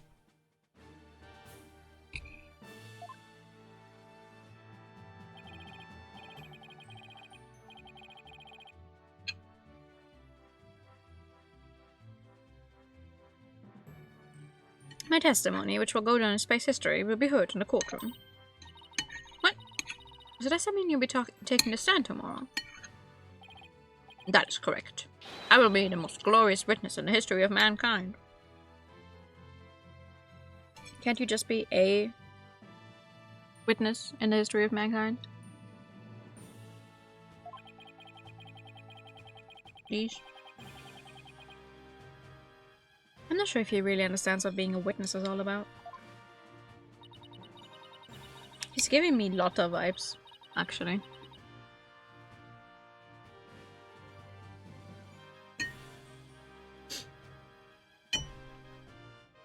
Looks like Director Cosmos is the type that only talks about what he wants to talk about. Then let's at least try to ask him about the things he might be willing to open up about. Oh. The Hat One was a rocket that was launched into space 7 years ago, correct? And despite numerous problems, it somehow made its way back home? I suppose it is part of my job to educate ignorant young folk like you. Very well, I will impart to you the complete story of the Hadron Project. How old are you? 62! He seems exceedingly full of himself.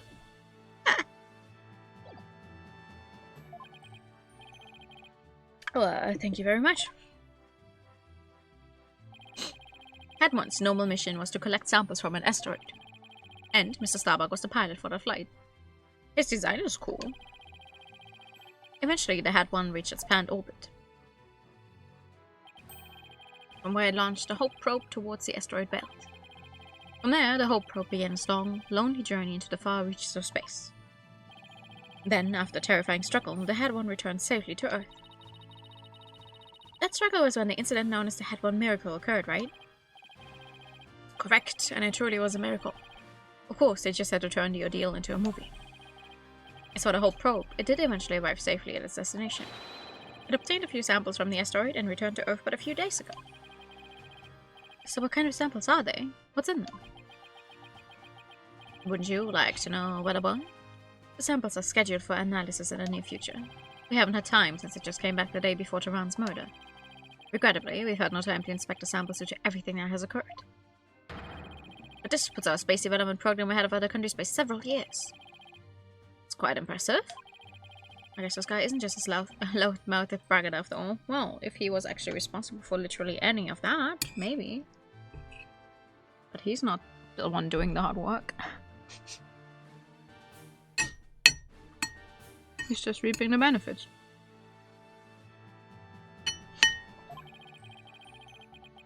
In the golden age of space development, our predecessors were successful in bringing a moon rock back. That is the greatest achievement in the history of the Space Center. The public fell in love with space and all of its glorious potential. A moon rock, huh? I remember that being big. Our endeavors with the moon rock live on in our work with those asteroid samples. I want to bestow new hopes and dreams for the future upon mankind once again. That is my mission, as the man who stands at the center of the cosmos. I hear there's lots of research into moon rocks and stardust from asteroids these days. They say the results could potentially have a huge impact on all of civilization. It's like when a new space race with every other country out there. Well, bite your tongue. It's not for anything so base as money or politics.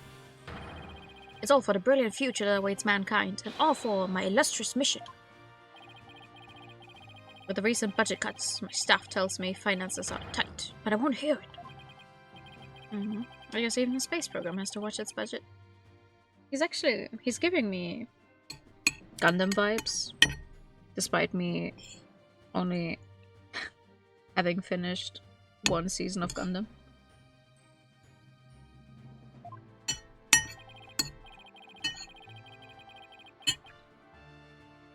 By the way, you seem awfully knowledgeable about this kind of thing, Athena. Huh? Oh, well, you know, I thought I'd better rush up for the case. Is that so? Well, I will be on my way. As you can see, I'm a very busy and very important man. Galactic Scooter, fire up the main engine, max battle speed, and engage! That thing is surprisingly fast. I guess we better get going too. You bet. Let's make it so.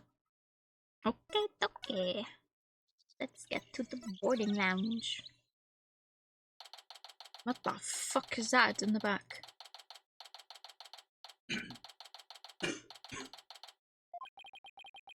But this is where Mr. Tehran was murdered.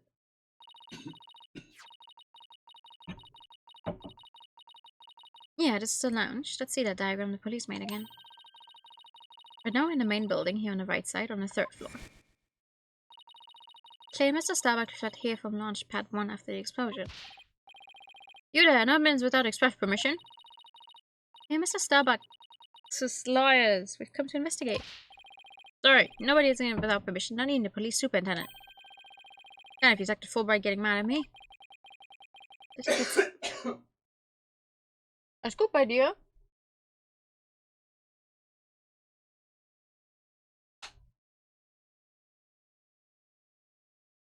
The Detective Fulbright is here, huh? Yeah, he's in the Launchpad 1 corridor. Go get cleared from him and then we'll talk.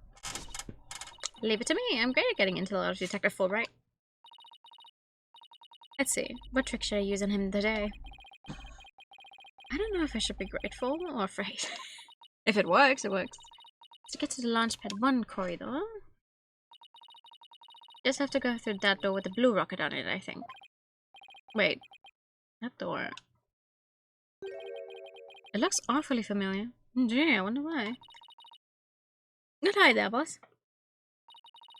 This is the door plane Mr. Starbuck used during the escape from the Launchpad. Ah, that explains it. Fingerprint system has been deactivated, so I think we can just pass through. Come on, let's go. Okay. Even in space, safety first. Okay.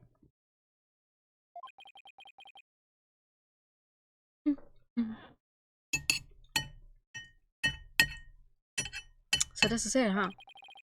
This is the corridor the two of them used in their escape. Yes, sir. Yep, this is the only thing connecting Launchpad 1 with the main building.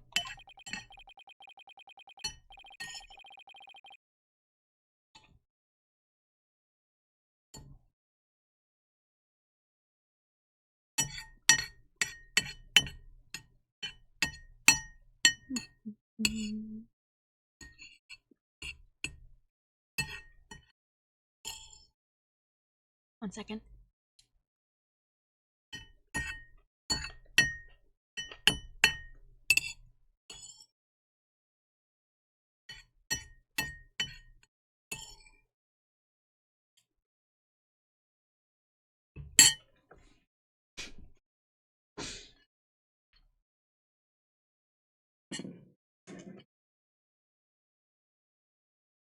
I see a police tape down at the other end. I guess we won't be looking at a launch pad. After the explosion, this whole corridor must have been filled with smoke. And the launch pad itself was probably a sea of flames. Must have been pretty scary for them. Now where could Detective Fulbright be? I think that's him over there. Oh, yeah, it is. What should I do? Which path is the path of justice? I want Gumshoe back. Seems to be lost. That's funny. This corridor is a straight shot. Oh. Ah, it's you, lawyer people. Welcome to the Space Center. Enjoying a relaxing day off, are you? Yeah, for a little rocket sightseeing? No. We're walking, actually.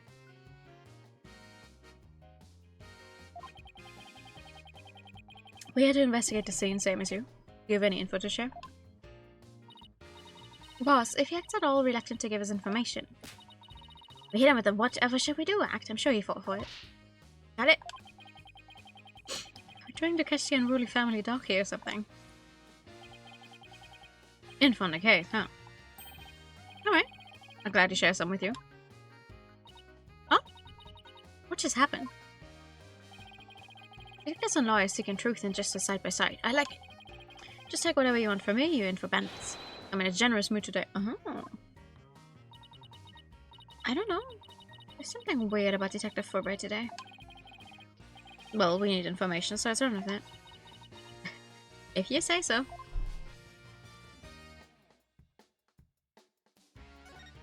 Quick.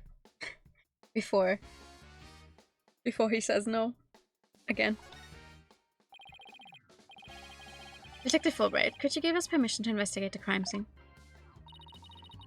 There's an officer on guard and we can't get in. Oh, whatever shall we do? That's an easy one. I'll let them know over there to let you in. Investigate to your heart's content. Take a week if you need it. A month even. Should I have some snacks delivered? One of my men gives a mean neck rub.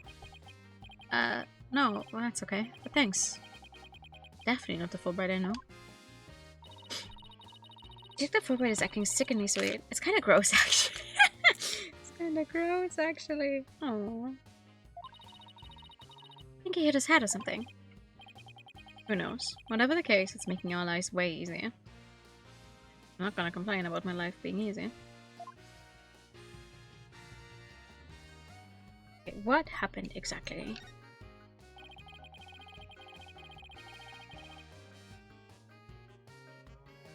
You were here at the Space Center at the time of the incidents, weren't you, Detective?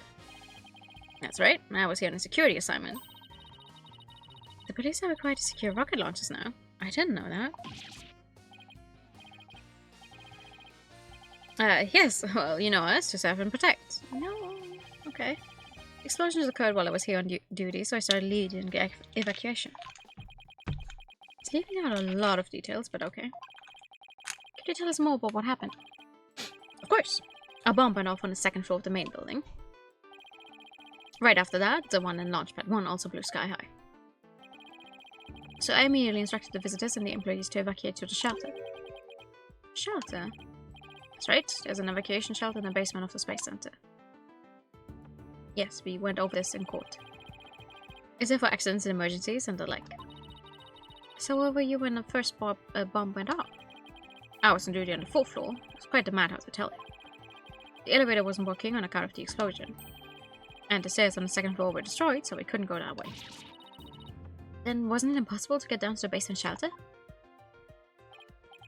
No, we lowered an emergency ladder from a 4th floor window and escaped that way. It was a folding ladder, so it wasn't very stable, but at least it reached the ground. After I secured the ladder, I left to take another look around for any other survivors. Once everyone else got out safely, I made my way down too and headed to the shelter. Oh, what an ordeal. Climbing on an emergency ladder kinda sounds fun. Thank you for your answers, Detective. They were very helpful. Just a moment, I have some more information to share with you. More? Don't tell Prosecutor Blackwell, okay? How? And Prosecutor Blackwell usually has you on a short leash, too. Well, never mind that. I thought you should know that there was a witness.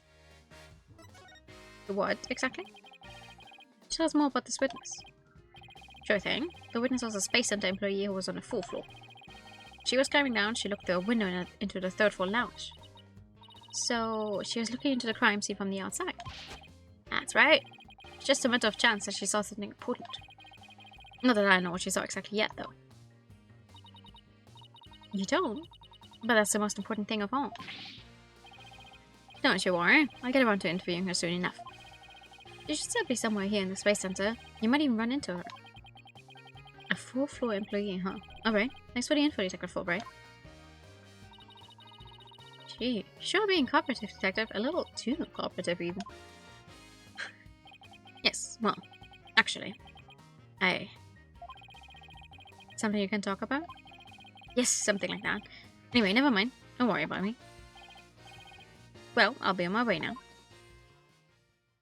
What's up with him? What was that all about? Something is definitely going on. I'm going to get it out of him the next time I see him. Okay. I'm not so sure he'll talk about it, though. Well, we have permission to investigate now. Let's head back to the boarding lounge.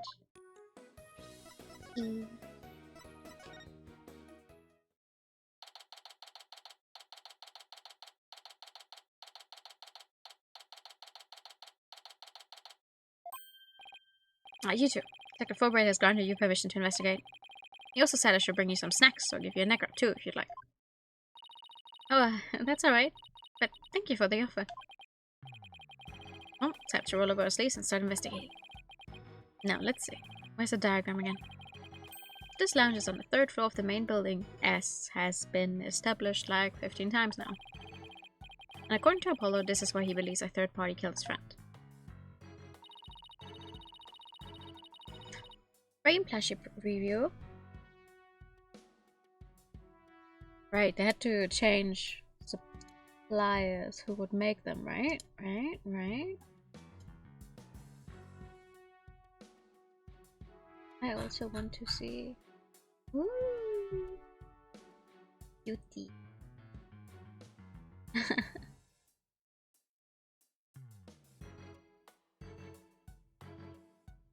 So cute. Well, let's stop the recap and start looking for traces of this third person then. Read my mind, Athena. We'll make that our first priority. It's just one problem though. This room. It's just so big. Don't worry, we can use this to help us. A space center tablet for tourists. Yep, picked it up at the entrance. The maps inside should come in handy. Let's see. Yeah, here it is. A map of the lounge. Oh, nice. This is the door we went through to talk to Detective Fulbright. Oh yeah, that's the door with the fingerprint recognition lock. Well, I guess this map will make things a little easier. Okay. Yeah, no more excuses. Let's track down the third person. Wait, there's just one more thing. What's that strange creature moving around outside the window? Oh, boss, it's just a holographic image. Oh, yeah, I knew that. That's a relief. There should be a button somewhere in this room to turn the image on and off. That's what it says in the pamphlet, anyway. The only reason you're so eager to start is so that you can push that button, isn't it? And what's wrong with that? Let's just look for the button while we're looking for clues. Alright, fine. Let's get investigating. Let's do.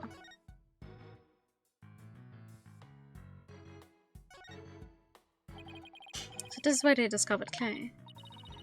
Yeah, he was already dead when they found him. Let's take a look at the photo. So he was stretched out like this and... Huh. What's that thing that looks like a thermos? That would be a mighty big thermos.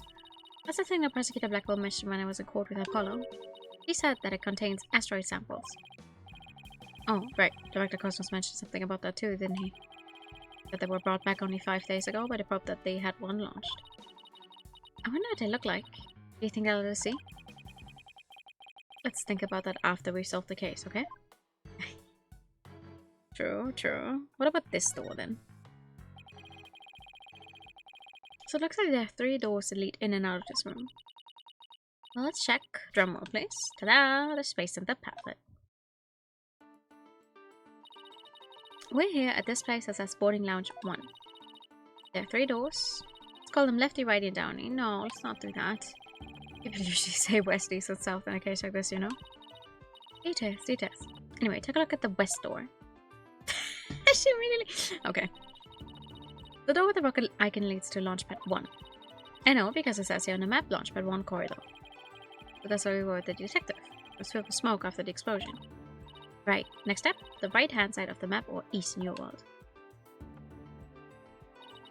That's the door with the satellite dish icon to signify communication, aka the control room. Yep, it definitely says control room. Looks like it has another door on the opposite side. Communicate and exchange information with rockets and probes in space from there. So it's the center of the Space Center. Space Center, if you will.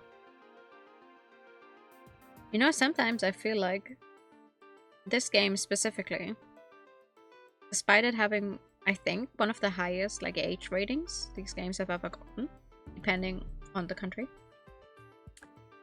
is the one that's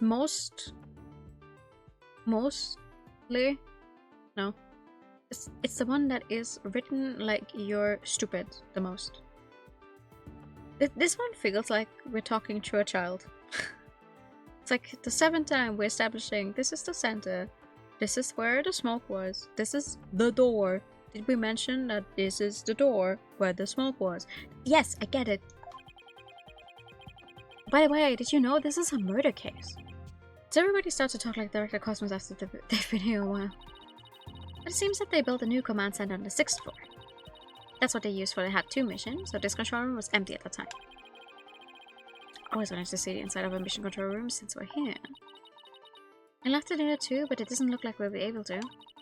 They want to keep curious kids like you out. The door is protected with fingerprint recognition. Only the director can go through. Ah, man. With that much security, I'm definitely not the one they're looking to keep out, Athena. So apparently the lock is also hooked up to the backup generator in case of emergencies. Okay. The door lock to the east can only be operated by the director. Backup power lets it function even when the power goes out. Okay. What about that last door? This lower door, oh, excuse me, I mean south door, it leads to the elevators. this is the door we came through when we entered this room, right? Yep. And of course, there was no fingerprint recognition device that's open to anyone.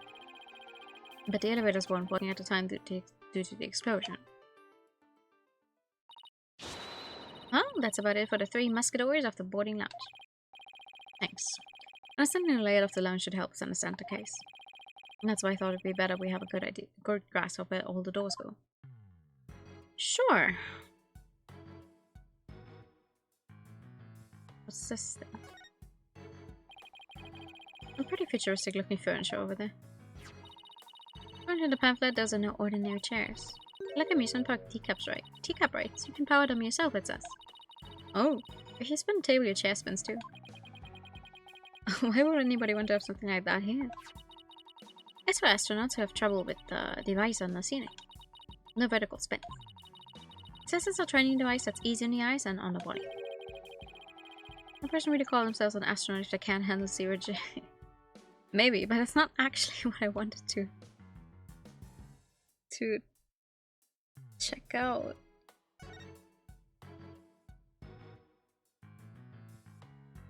This is what I'd like. There's some kind of panel with 2 buttons on it here. Just push it! That's the invariable principle of buttons. There are such things as buttons left unpushed. Not this one though. Ah. Hey, the giant holographic image disappeared. Yeah, though that side of the wall seems kind of barren without it now. Still, let's see if we can find anything new with the image off. Okay.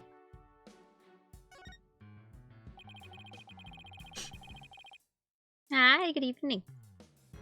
No matter how I look at it, all I can think of is torture device. But I guess it's a training device for getting used to 0 gravity.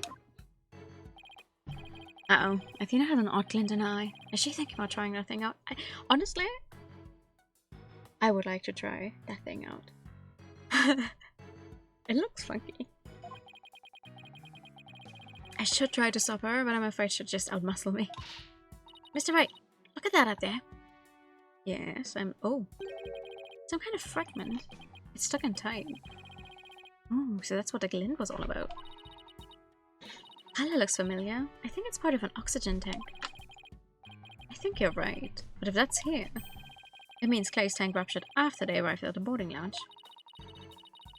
So Prosecutor Beckles' theory that Mr. Starbuck dropped Clay down the ladder must be wrong. This proves that both of the astronauts were alive when they reached the boarding lounge. So Apollo was right. The scene of the murder wasn't the launch pad. Way to go, Apollo. Nice. Okay. What? Ooh. What happened here?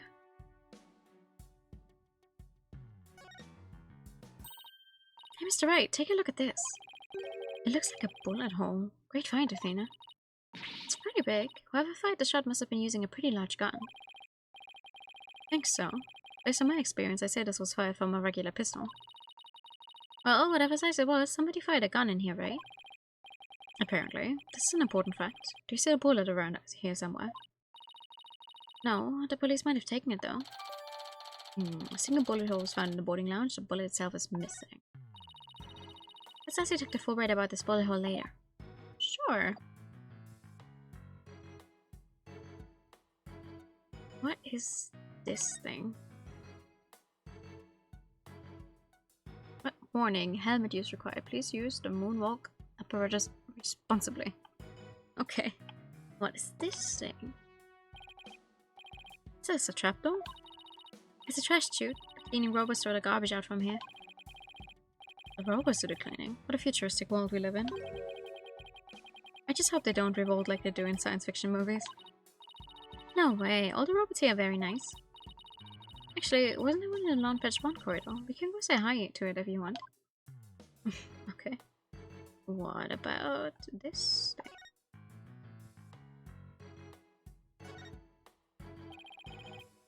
What do you mean nothing special here? There's clearly something shiny. Hey, I see something shiny down there. Let's like this cover off then. Is that allowed? So it looks like a metal jelly bean. It's really small, but it's a bullet. It's only about 2 to 3 millimeters in diameter. Let's see. That would make the caliber 10. 10. Refers to the diameter of a gun's barrel, right? Jelly bullet. Yes, but I've never heard of a 10 caliber gun before. Bullet must be for a special kind of gun. I bet if you tried firing a bullet this small with a regular sized gun, it would just fall right out. Yeah, it must have been a really small gun. I wonder how the bullet ended up here. I mean, we're in the bottom left on the south door side of the room according to this map. It's pretty far from where Clay's body was. Maybe the police didn't think to look here. Yeah, leave it to Detective Fulbright to accidentally hand us just the card we need. It's covered in a gutter that runs along the south wall of the boarding lounge. It was fired from a .10 caliber handgun. That is weird.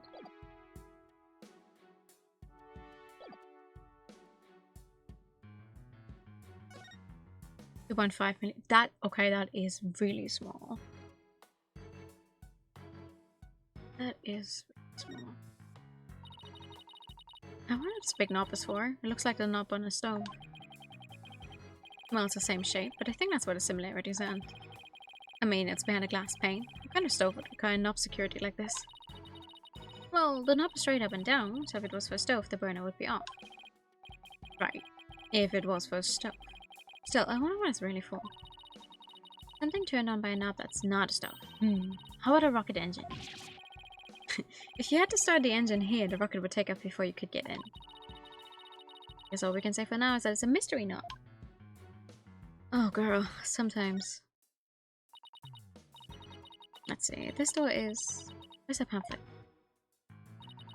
The Launchpad 1 door. It's a door to a corridor that leads to Launchpad 1. We went through it earlier when we went to talk to Detective Fulbright. Yes! Please! I was awake while reading it the first 3 times. So I guess the security lock must be disengaged now, right? They said the corridor was filled with smoke at the time of the bombing. This thing beside the door, this must be the fingerprint recognition device. Which reminds me, I think Prosecutor Blackwell talked about it at the trial.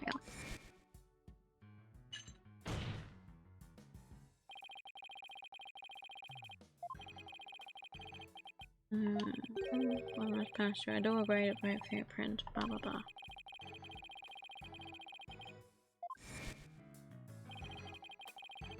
Then does this mean that the bomber's prints are verified by the system? But the number of authorized personnel was supposed to be really small. Voila! Fingerprint powder. I bought it just in case something like this came up. I found it at the office. I've been just itching for a chance to use it. Oh, I do think I had. Let's test the fingerprint recognition device and see what we can find.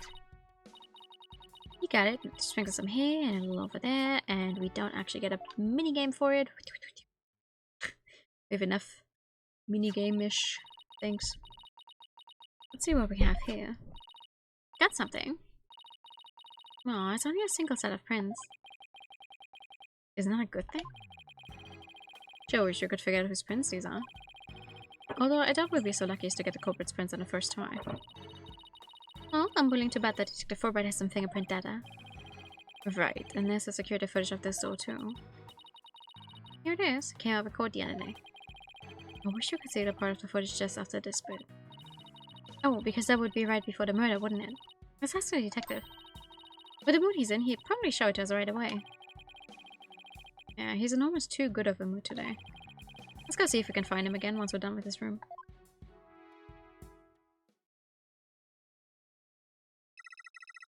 Welcome to the Space Center, guests. Welcome. Yikes. What in the world? My name is Punko. P-O-N-C-O. Punko. Are you sightseeing? Are you lost? Are you looking around? Choose one. I will guide you. It's a robot. I am not a robot. I am Punko. Psychological observation and navigation companion. P-O-N-C-O. Punko. Oh, I'm glad we got that cleared up. Punko, I've missed you. Oh, do you know this thing, Athena? Oh, she, showed us around the last time when I came here with Apollo. You're such a good girl, Punko. Such a good... Oh? Oh, thank you. Thank you. I'm so happy. So very happy. A guide robot. That's pretty cool. My name's Phoenix Rice. Right, Phoenix Rice.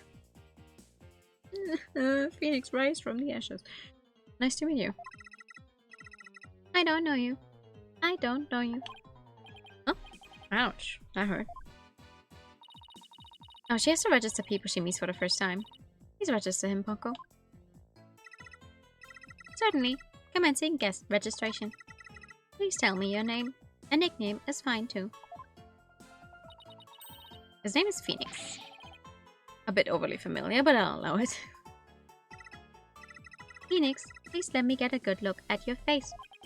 Oh, sure. Registering. Facial registration sequence complete. We are now officially friends. Nice to meet you, Phoenix. Huh, this robot is pretty cute. You made a friend, boss. Isn't it great? Phoenix, Athena, allow me to guide you. Right this way. Okay, let's go, boss. Go where? Let's let the robot show you.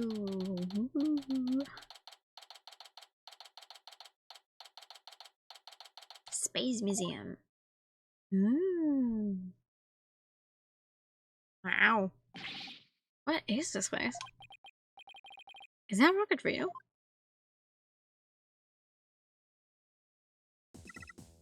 Welcome. Welcome. Space Museum is open to the public every day of the year from 9 AM to 7 PM. Learn about the history of our nation's space development and the Hat 1 project. I know I do it every time there's some kind of robot voice, but unfortunately it does get on my nerves really quickly. Just get spontaneously completely utterly sidetracked. Yes! The rocket is just a replica, but it's the same size as the real one. Space Museum. Oh, here it is on a map. The complete different side of the entire thing. Okay, so it's on the exact opposite side of the main building from Launchpad 1. I know I am, and I'm proud of that. It's just it takes a really long time to read out. It takes longer to read out a sentence than you would normally.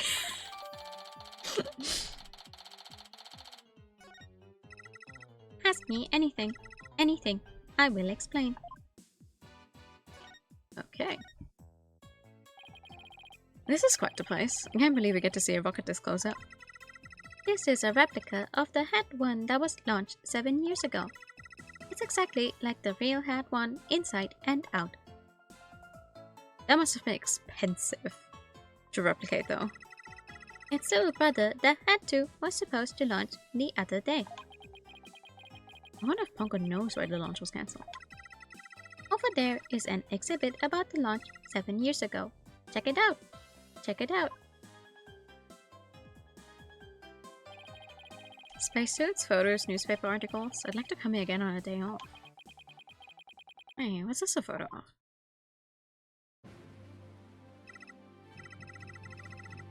Phoenix, that's the staff of the Hat 1 project. Oh, there's Mr. Starbuck. He looks so young and so different. And that's... What is it, Athena? Was something wrong? Oh, nothing. I just thought Mr. Starbuck looked really young too, that's all. Well, he was 7 years ago after all. For the young guy standing next to Mr. Starbuck. It's around who looks the exact same age. As he does in that picture with Apollo, in my humble opinion, but... whatever. Have a good night, Mel. Just do a TikTok. I don't actually know how those work. So they were meant in Prodigy even way back then. Well, to be fair, I don't think you become an astronaut even in training over a short amount of time. He's even got one of the staff jackets. He looks just like a regular staff member. No, Clay was still a student then. He just borrowed one of Solomon's old jackets. After the picture. Okay, that makes sense. Clay would have still been in high school 7 years ago. Everybody looks so happy. Space Museum is great, with fantastic exhibits. This area used to be Launchpad 2. That's why the only entrance is on the 3rd floor. Or wouldn't it be better if they just made a new ground floor entrance instead? There was talk of it, but they had to scrap their plans because of the budget cuts. Budget cuts. Budget cuts. We need more money. Even the robots need money. Who would record that kind of information into a guide rope? While it was in space, the Head One launched a probe called Hope. The Hope probe collected some samples from an asteroid and returned 5 days ago. That's what Director Cosmos said too. He told us it came back the day before Clay was killed. And here it is, the Hope space probe. Maybe just a talk. I think I've seen a logo somewhere before. Let's see. Oh yeah, the capsule that the victim was carrying. I think it had the same logo. I think it can be seen in the photo attached to the autopsy report. Maybe she'll give me some more info if I show it to her. Let's talk about the other thing first.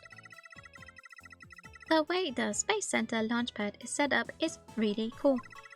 Would you like me to tell you about it? Would you? Set up of the launchpad. Go gentle on my spiky head, mate.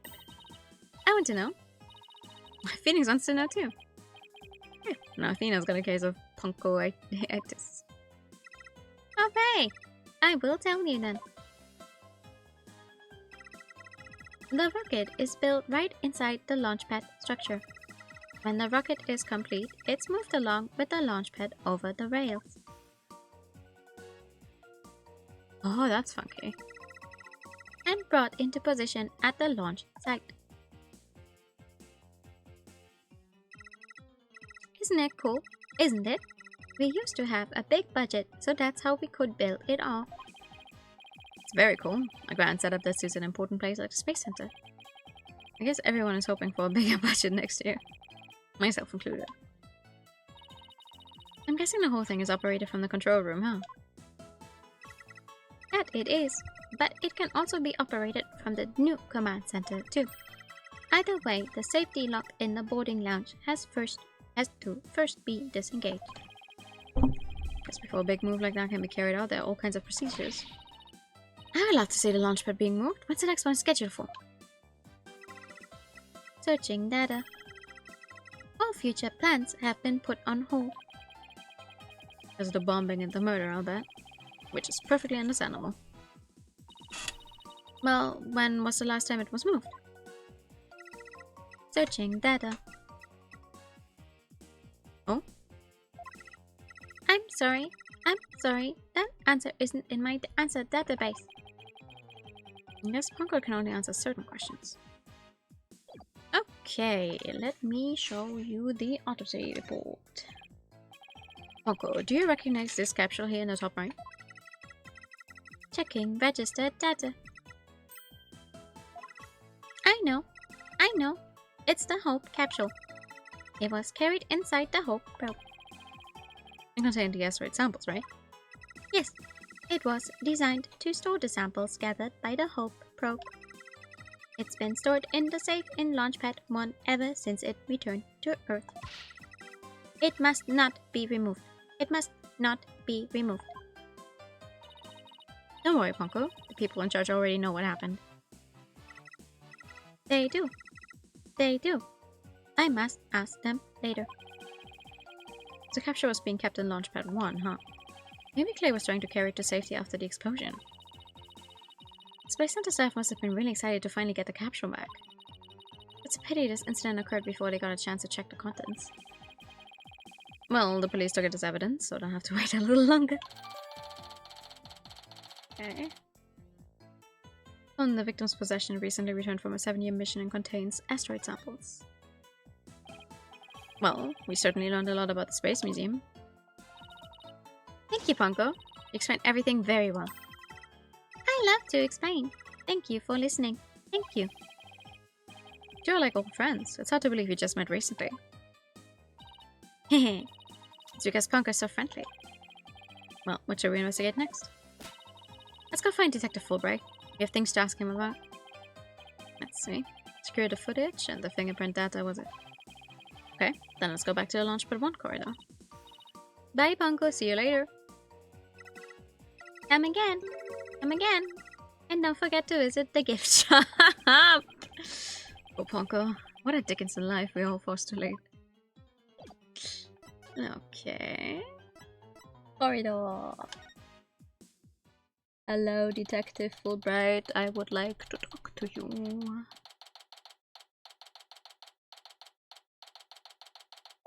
Ugh. What should I do? Which path is the path of just path of justice? Why? What? What is it with him? Why is he like this?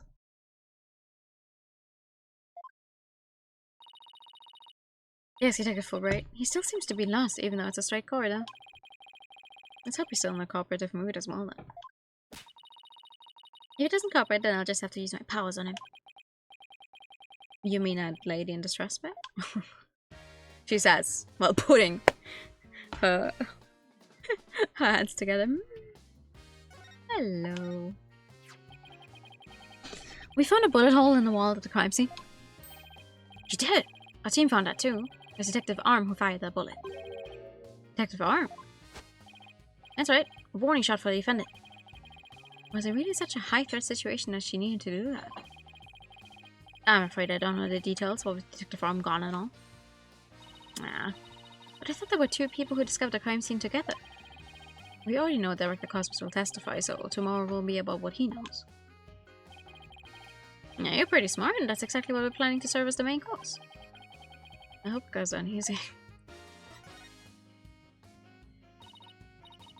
Detective, we'd like to run a comparison on some prints we found in the boarding lounge. Ah, yes. I just happen to have compiled a printout of everyone related to this case. I can always make another copy for myself, so it's all yours. Consider it a gift. This is quite a bit of data. Well, when I said everyone, I meant it. Prosecutor Blackwell had to dig deep, so that's what I did. Sure took a while, though. Oh, you got Apollos in my prints.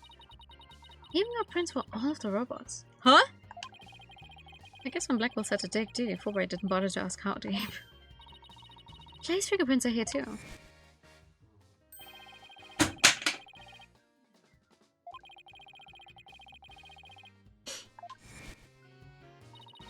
I still can't believe you took off his glove to get his fingerprints. Yeah, well, you can't blame me for thinking they're important in this case.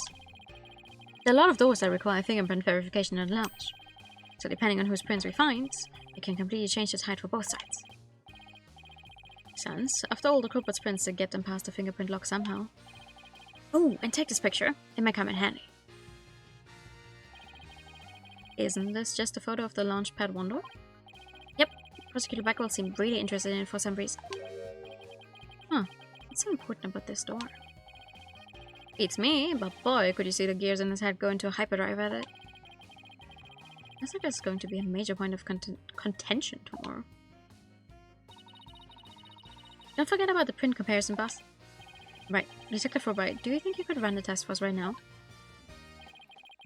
Just leave it to me, just as we trust.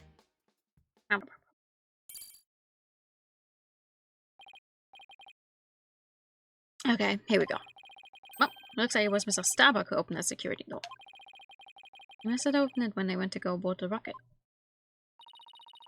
His head must have been full of hopes and dreams for a space adventure right then. Highly possible.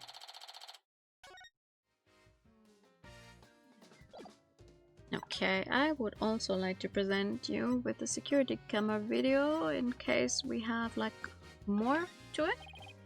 Detective, about the security footage that was taken by the boarding lounge on camera. Oh, that footage. Go ahead and ask me anything you like about it. Is there any way I could see a little more of the punches after this? Easy, Spy. I'm glad to show you. Here we go. Oh, yes, yay! What happens after this? What? Huh? A screen went blank. Yes, apparently the after effect of the explosion damaged the wires. But there's no footage after this point. Thanks. Why didn't you just say so from the beginning? Video ends immediately after the scene. Isn't that lucky? Something definitely seems to be up with you, Detective. You're unusually cooperative. Well, I just figure if we work together, we'll get that much closer to justice, right? But it seems like something has really been bothering you. You don't have some ulterior motive, do you? What? I don't know what you're talking about. I would never do anything like that.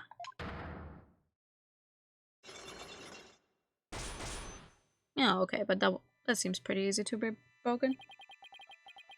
It's been a while, but those are definitely psych locks. You just smell psyched. Is there something you should be psyched about? No, psych lock. It's a system of locks on the secrets in a person's heart. I can see when people are trying to hide those secrets by using the power of this Magatama. Something evidence can break those locks. Reveal any secrets they're hiding. Yes. Thank you, Capcom. We've played the other entries. Mr. Wright, how should they bilk you out of for a piece of rock? If you've been swindled, I know some lawyers I can introduce you to. I'm more than capable of representing myself, thank you very much. It isn't some kind of fraud, it really works. A friend gave it to me a long time ago. But I guess seeing is believing, allow me to show you. Or shall we? Yeah. Take that! Okay.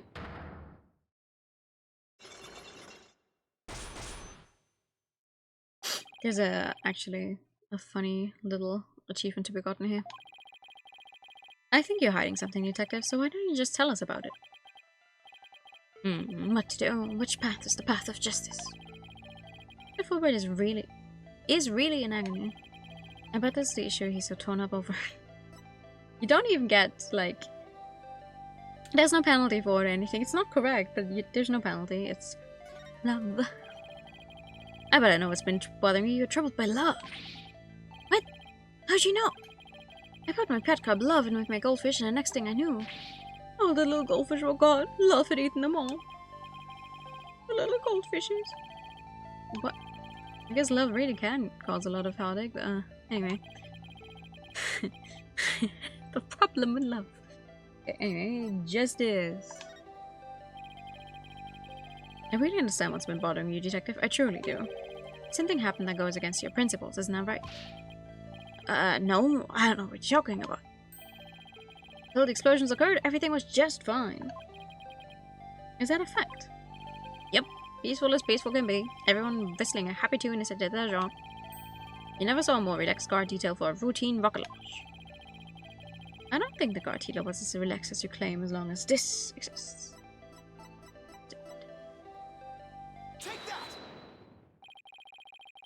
Before the explosions, what was supposed to happen here was a rocket launch. And yet, security was so tight they even brought in a special task force. I'd hardly describe that as a relaxed guard detail. Now hold on just one moment. The entire nation had their eyes on this extremely important rocket launch. That's why I was called in on a special security detail. Yes, because there was a... I think it was a bomb threat beforehand, actually. It would make sense, at least, with the bombs. As versatile as you are, I can certainly believe that that's true. But I say, it's very strange that this person would be a part of that detail from the outset. Because why do you have a specialist for bomb disarming? Detective Arm specialized in bomb cases. The fact that she was here on hand means that you people knew there was a possibility that a bombing would occur. You got me, Mr. Wright! I know! You're very easy.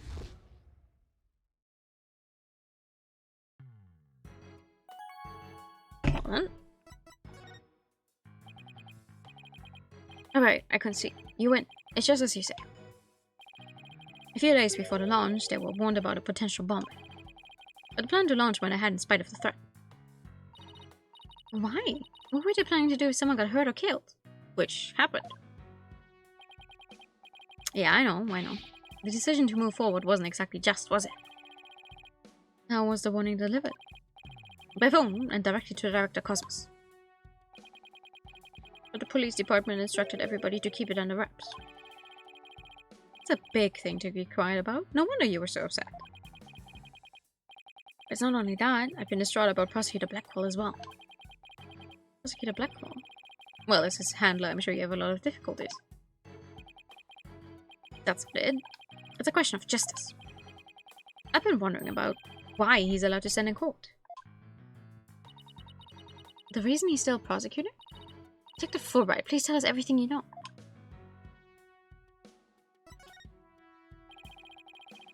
Well, talking to you folks about it would definitely be breaking the rules. Never mind that. What are rules but things to be broken, right? Yeah! Well, to tell you the truth, having a prisoner act as a prosecutor is highly irregular. I think we guessed that much. So why is it being allowed? I've been wondering and wondering about it. So you weren't told why either, huh? No, I guess the order came from pretty high up the ladder. Yeah, I would have to have. But Prosecutor Blackwell told me once.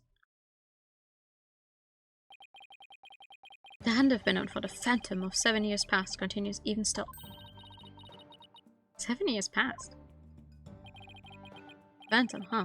They're not one of the friendly variety either, I gather. There's a phantom of 7 years past. Any idea who or what he was talking about? Not a clue. But he seems to think that this phantom is behind this whole incident somehow. Wait a minute, he thinks they may be connected to this case? Yep, this case has way too many similarities to what happened 7 years ago. For starters, that case happened right here at this very space center too. And in both incidents, a threat was issued via telephone. So that's why Prosecutor Blackwell thinks this incident is the work of the Phantom. Well, that's not the entire reason. I mean, if you want to talk about 7 years ago. That's when Prosecutor Blackwell was found guilty of murder. That messy case is what started the whole dark age of the law. So you see how this Phantom and Prosecutor Blackwell's conviction might be related. Yeah, I can see why you think that. This incident at the Phantom, not to mention Blackwell's past. It's almost inconceivable that they would come to a head here. This might sound crazy, but Prosecutor Blackwell can't possibly believe Mr. Starbuck is this phantom person, right? I mean, he was acting kind of strange during the last trial and all. Silence. He actually did what he was supposed to be doing as a prosecutor. For once, that is very weird.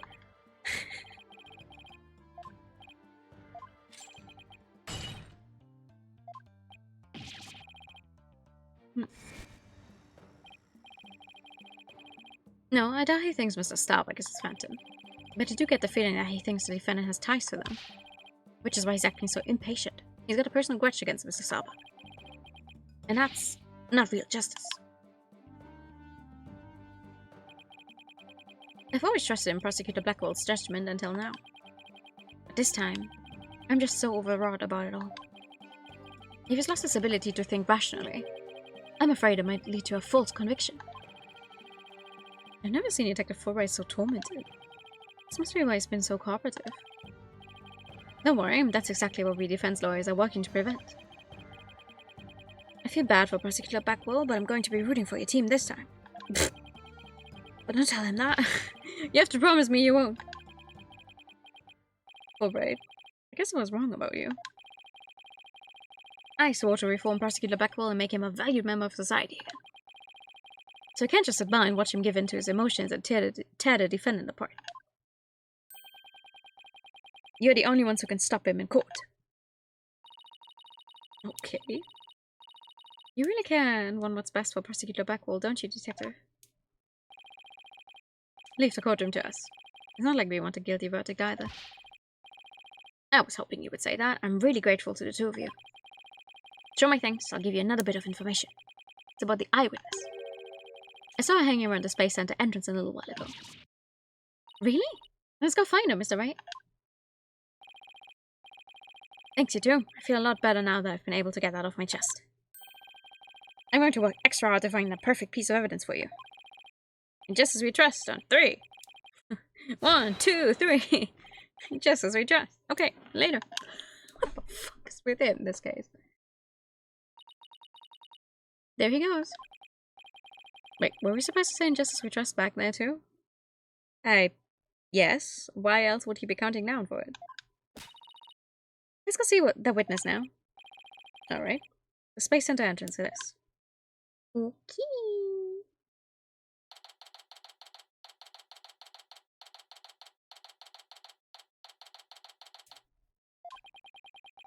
The witness must be around here somewhere.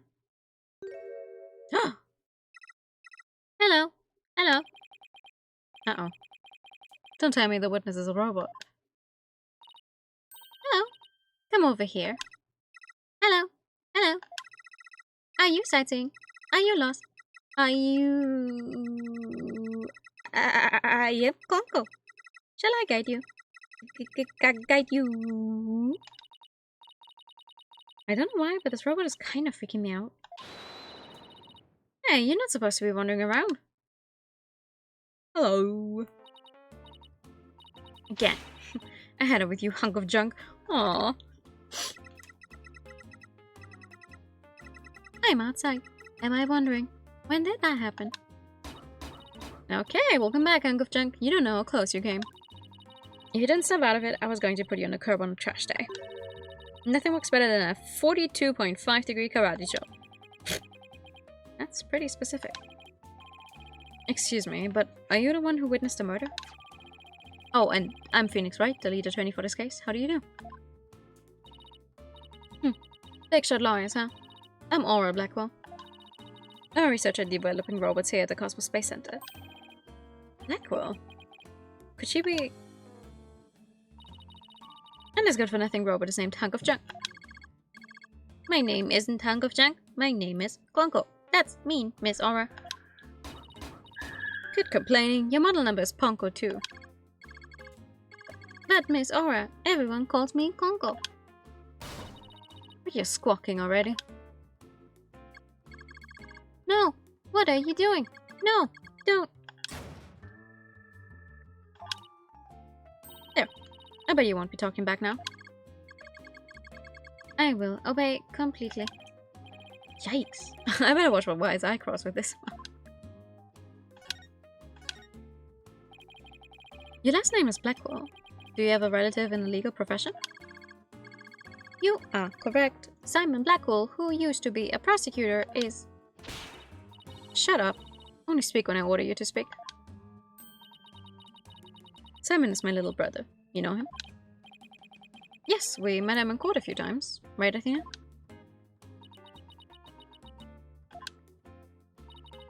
What a dull creature. Has the switch been turned off? Athena being shy. This is new. Oh yeah, I heard he was prosecuting again, despite being a prisoner.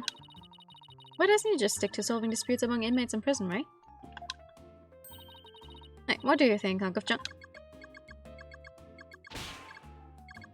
Miss Aura, that hurts. I'm asking you a question. Why don't you answer me? Useless hunk of junk. But Miss Aura, you told me to only speak when you ordered me to speak. I told you to never talk back to me. You're worth more scrap.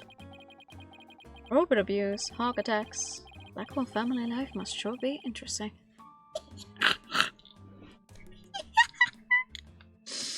True, though. Well, do you have any other questions? Wait, of course you do. You're a lawyer. It's not like I'm on Simon's side or anything. I just want to get this over with. Okay. We were told you witnessed something. Would you care to share what it was? You're the person who witnessed the incident?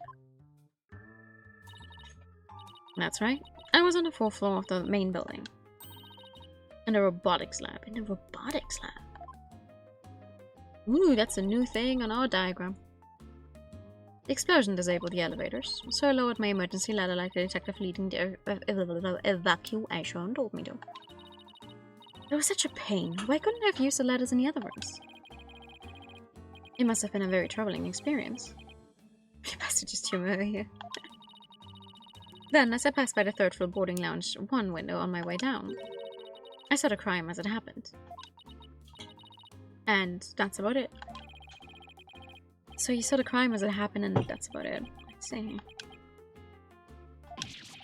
Wait, what? You saw it being committed. There's no time to just nod and repeat. So you saw into the 3rd floor lounge. The very scene of the crime. That's right, there's a small window on the right hand side of the room. I looked through that from the outside. The room was pitch black, but I saw a shady figure holding a light in their left hand. And a knife in their right. That must have been a culprit. Did you see who that person was? Of course not. The power was out on the floor there then, and there was only that tiny window.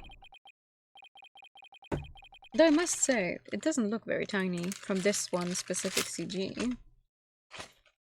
See, but you did witness the moment of the murder. Yes, I saw the figure with the light eraser knife, and it happened at precisely 10 AM.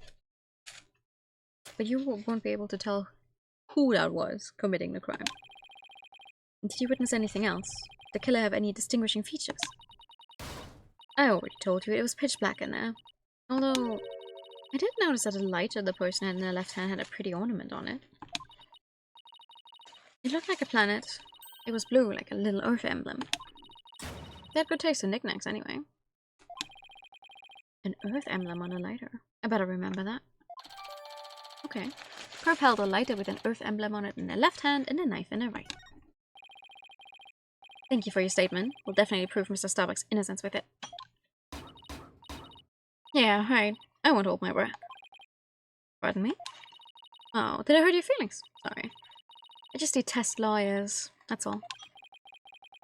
What don't you like about lawyers? It's just an instinctive dislike. I don't feel bad. I hate prosecutors even more. That didn't make me feel any better, actually. Well, she did say, don't feel bad. She didn't say, feel better about it. Why do you hate lawyers so much? Little thing from my past. The whole legal system is meaningless in the first place. I certainly don't agree. I mean, people are imperfect. They lie, they influence by silly emotions. You can't expect such imperfect creatures to uphold a reasonable system of law. I like robots much better. Even sad sex like this one. Now you look alike. Jesus Christ, woman.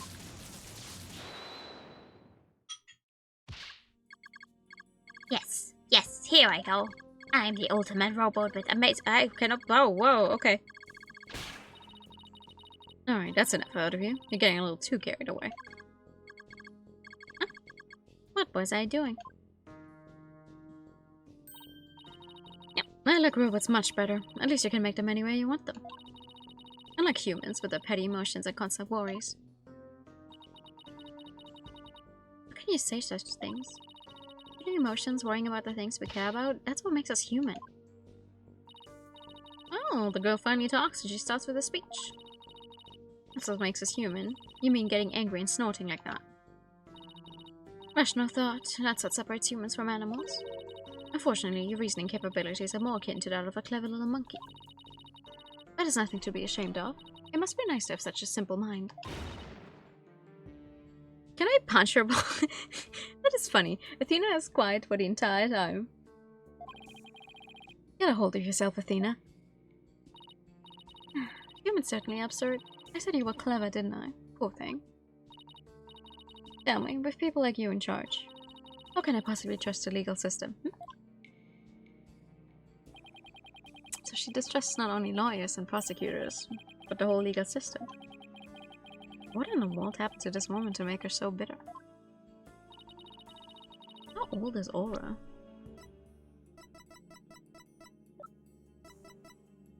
"37." Yeah, makes sense. That cool is. Oh, 28. Oh. Even if someone important to me was killed, I would never wish to see that killer brought to trial. Because I'd much rather kill them myself. Can't be serious. The thing you're wearing around your neck. Oh, this. Around Athena's neck. Does she mean widget? Oh, I get it. Oh well. Her Royal Highness has returned at last to her castle. Her Royal what? Is she talking about Athena? By the way, I heard the rumors. Our director is going to be a star witness in court tomorrow, right? Director Cosmos. Yes, that's right. You poor things. You better be careful. That old man is a big liar and a huge braggart. What? He might seem like a bigwig, but the center has all kinds of problems. He has a lot of skeletons in his closet. But it's your problem, so why should I care? But that's it? No friendly tips? No good luck, guys?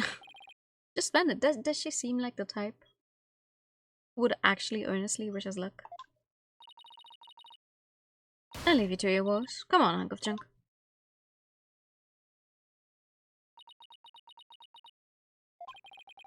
It's sad to me that she doesn't believe in our legal system anymore.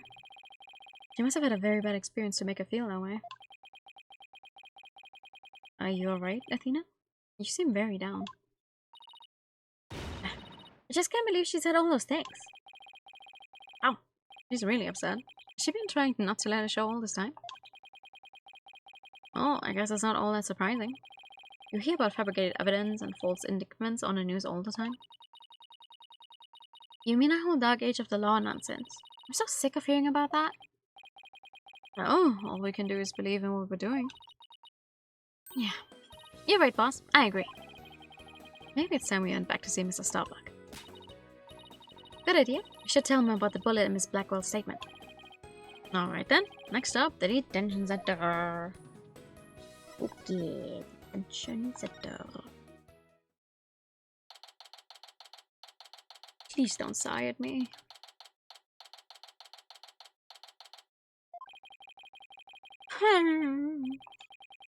My lawyers are here. It must be bad news. Hey, not necessarily. We found a new witness. A researcher saw the moment of the murder through the lounge window during her escape. Really? Are they going to let me go? Unfortunately, it was dark and she couldn't identify the person. I mean, I should have known. The stars never align just right. We got a lead too, Mr. Starbuck. The murderer had a lighter with an Earth emblem on it. A lighter with an Earth emblem? Oh! Did you remember something? Yep, I sure did. Just a little bit, though. Anything at all would be a help, so please tell us what you remembered. Yes, please talk. I thought I was unconscious the whole time. But now I remember I woke up for a few brief moments. That's huge. Do you remember seeing anything? A lighter. I saw the flame of a lighter floating in the darkness. Good, good. What else did you see? What was nearby? It was definitely the boarding lounge, so it must have been after Clay carried me there. In the light from the flame, I saw a dark shadow flickering. Hi, TK. Good evening. A dark shadow?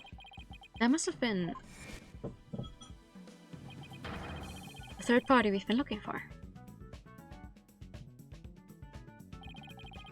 Thank you, Mr. Starbuck. You've been more help than you know. If you can prove there was a third person at the scene and that they're the real killer, then you'll be cleared of all suspicion. The key will be whether or not we can identify this third person in court tomorrow. At least we have something to go on now, and that's a big plus. I should probably tidy the evidence up a bit before someone mistakes me for a hoarder. Okay. Irrelevant evidence tied up. Now that we have a glimmer of hope, I'm suddenly starving. Why don't we go back to the office and treat ourselves to a big celebration in advance? Someone who's highly empathetic, you can be surprisingly unsympathetic. Sorry, you need to stay in jail. Or in this holding cell until we figure out that you weren't, or until we can prove that you weren't the killer. We're gonna have some good food. Eat your hamburgers, Apollo. So you found your strategy for tomorrow's trial, huh? Good for you. Well, it's one step forward anyway. Hopefully they'll give us a fighting chance in court. Yeah. Yum, yum. As long as we can find out who this third person is. Let's get something to eat. I'm starving. My vote is for Elden's noodles. Oh, Apollo. Hello. What are you doing here? I didn't think the clinic was ready to release you yet. My wounds are fine, and I'm done lying around. Apollo, you're supposed to be in bed. Leave the case to us. We'll take it from here. Thanks, but that's not an option.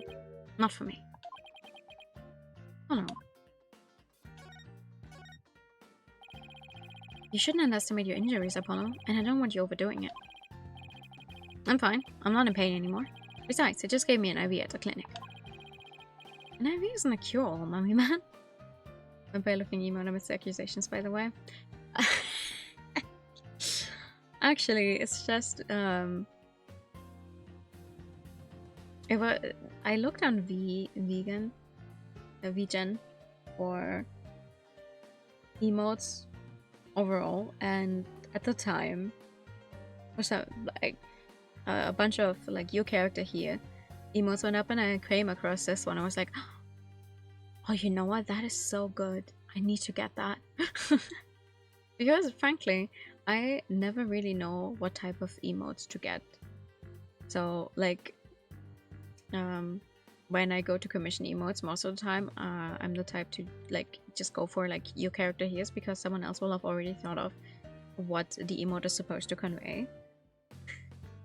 I tend to go for that more than like trying to commission someone and going, oh yes, can you draw me XYZ, because I don't know what to ask for. So if someone else already came up with the idea and they're offering it as a service, I'm like, oh yeah, that sounds good, I'll get that one then. I just thought it looked cute, that's why I got it.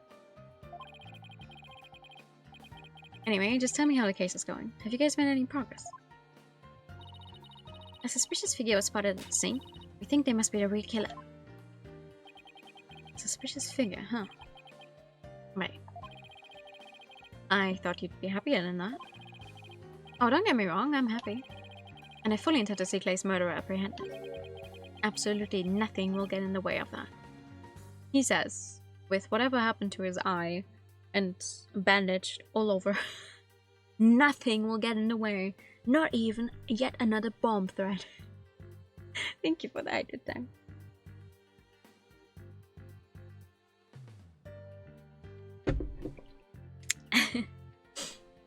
I don't think, yes. So true.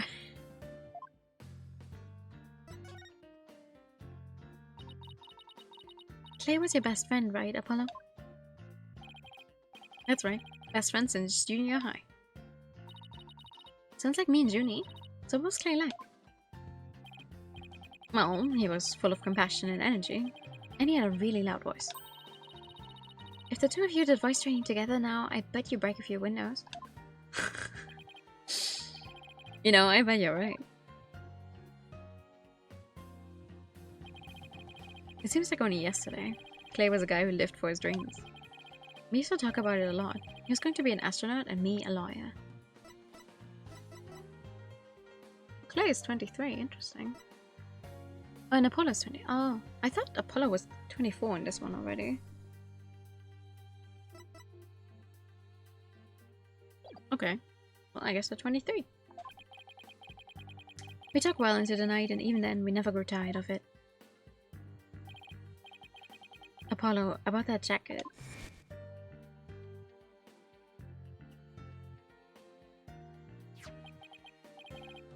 Oh, it's Clay's. I knew it. It's a special jacket that was only issued to members of the Hat Project.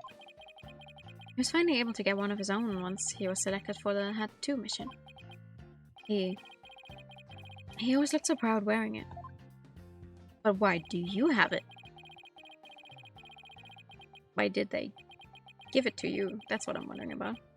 Just when his dream was finally coming true, I still can't believe it. It's not fair. Okay.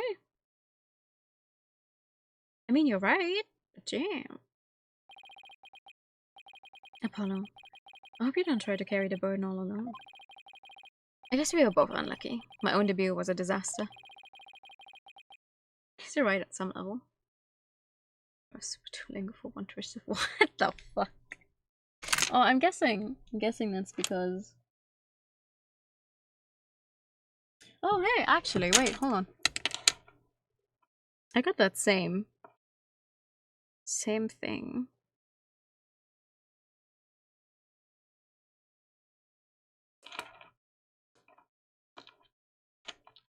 Huh?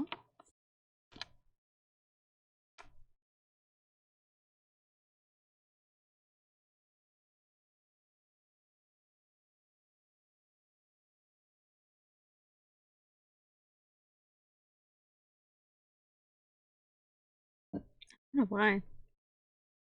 I'm guessing the reason they're offering something like this is, once again, or like usual, because maybe finally there's people getting off the Duolingo train now that they've already replaced, like, I think half the people who worked for it, because they were like, oh, no, we're just going to use AI. We don't need real humans to do all this for us. We can just use AI.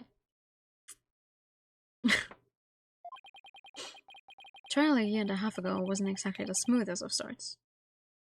It was only a year and a half ago. Fascinating. When did we play Apollo's game? Less than a year and a half ago. Which means I should be able to remember. That was a rough time for me, but Clay refused to let me quit. You're fine, he'd say. Don't give up. I was right during his screening exams, too. I couldn't have become a full-fledged lawyer without him. This is so funny to me. I'm sorry. I do like the whole Apollo Clay thing. It's fine, whatever. They gave him like some more people to interact with outside of who we already knew, and like a more current backstory than the whole thing from who his parents are, whatever. But without spoiling, I just want to say that the 6th game gives him another backstory. Like not something that's going to happen in the 6th game onwards, but something that is going to be relevant in the 6th game. Like just giving him more background story when it's like the hero was already established to be character X and Y in his own game. Then he was expanded upon in this game, which by all means should have been a game that focused exclusively on Athena, in my humble opinion, because like we're already introducing yet another new lawyer to the firm. Why not give her the chance to shine for a full fucking game the way that Apollo was able to? Phoenix got history games, he's fine, whatever, and he also has been in all of the others, involved to some extent. Apollo got to be who he is during his game in all of those cases. And then we get a new game, we get a new character, and we think, oh, okay, good. This time is going to be about her then. And it's like, no. Yes, she's going to be involved more, or she's involved in all of the cases somewhat. Sure, but we don't even get to play as exclusively her. We play as exclusively her for like half a case. And then boom, hey, by the way, Apollo is helping you out, so for the investigation purposes and in court purposes, Apollo's actually doing the whole thing, and we're playing as Apollo again. It's like, And then they give you the new backstory for the actual case that you've been trying to work towards, because this game does not do the cases in the chronological order that they take place in, but just throw you a bunch of, oh, this happened, but actually before that, this happened. Aha.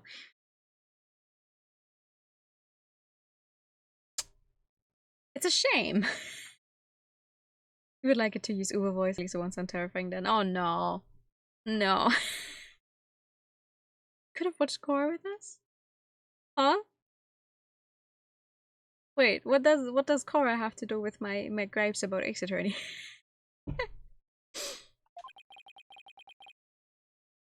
You're fine, okay? This is why I'm still standing here today. You're fine, huh? Are you fine though, Apollo? You're fine and I'm fine were like your catchphrases, weren't they? Something like that. Sure brings back memories. When we were in junior high, Clay's mom passed away in an accident. But he wouldn't show his sadness to anyone. Come on, yeah. Yeah. We finished season 2 of Korra, so we have 2 more seasons to go. I like parts of Korra, but I have I think more issues with with the series. and how it handles its own characters overall than the good parts. But I'm still gonna go through it again.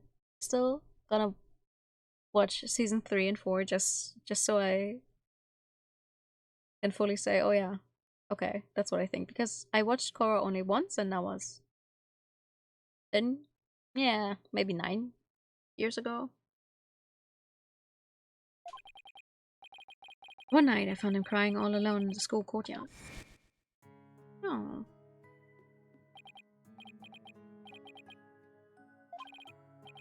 Get away, Apollo, don't come over here. Yeah, I mean, we've been known. We've known that. Hey, listen to me. I don't have a mother either. That's not necessarily true.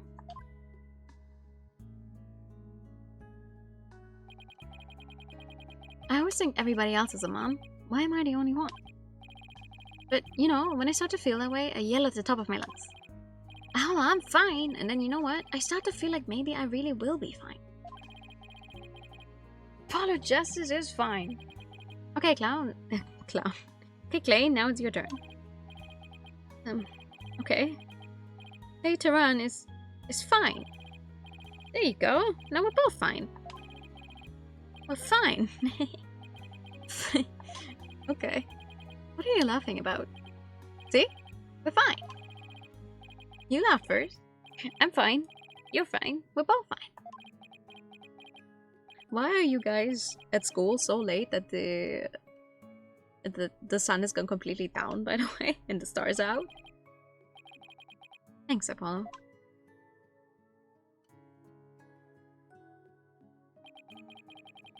When you say it out loud, it really starts to feel real. And as long as you don't give up, you can keep on fighting. That's what we believed. As long as you don't give up. Wasn't there somebody else who said something similar?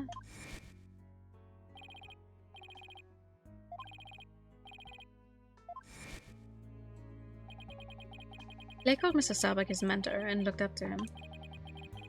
I wonder if I can be a good role model for my staff like Mr. Starbuck. You're fine.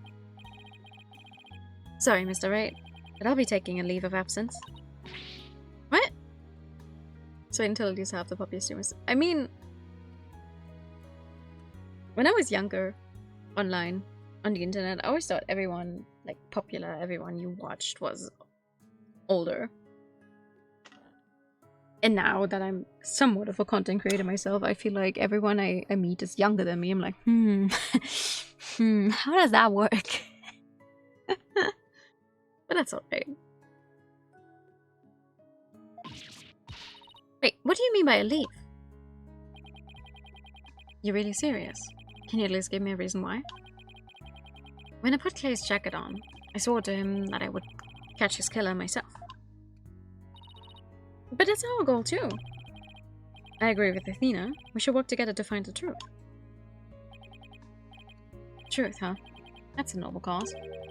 But what if the truth you seek and the truth I seek turn out to be different? I'm not sure I follow. What are you saying, Apollo? I'm going to catch the person responsible for taking my friend's life in my own way. Take good care of Mr. Starbuck for me.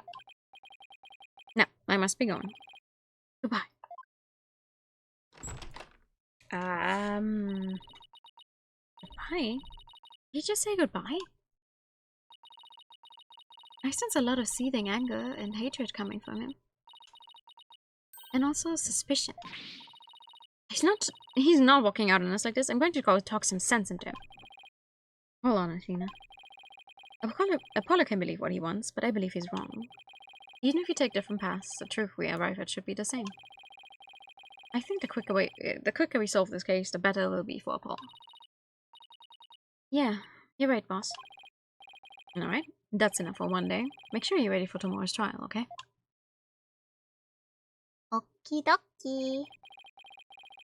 If you were here right now, Apollo would say, I'm fine. Everything is fine. I just hope things really do turn out fine tomorrow. Woo! Don't worry about it. about it. Yes, I would like to overwrite this slot. Thank you. And I think I even hide her emotions with the gadget she has. She can. Because it's like, oh, Widget really only shows like her most extreme ones, or when they think it fits for the comedic timing. So she can. But it's probably hard for her because she is such an emotional person.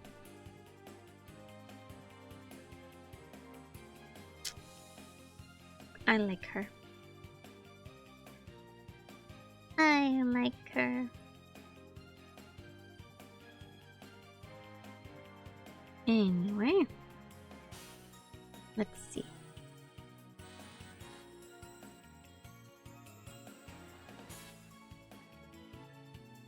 For now, though, this is gonna be it because I'm tired enough. Also, thank you, thank you for the pat. I'm gonna send you guys.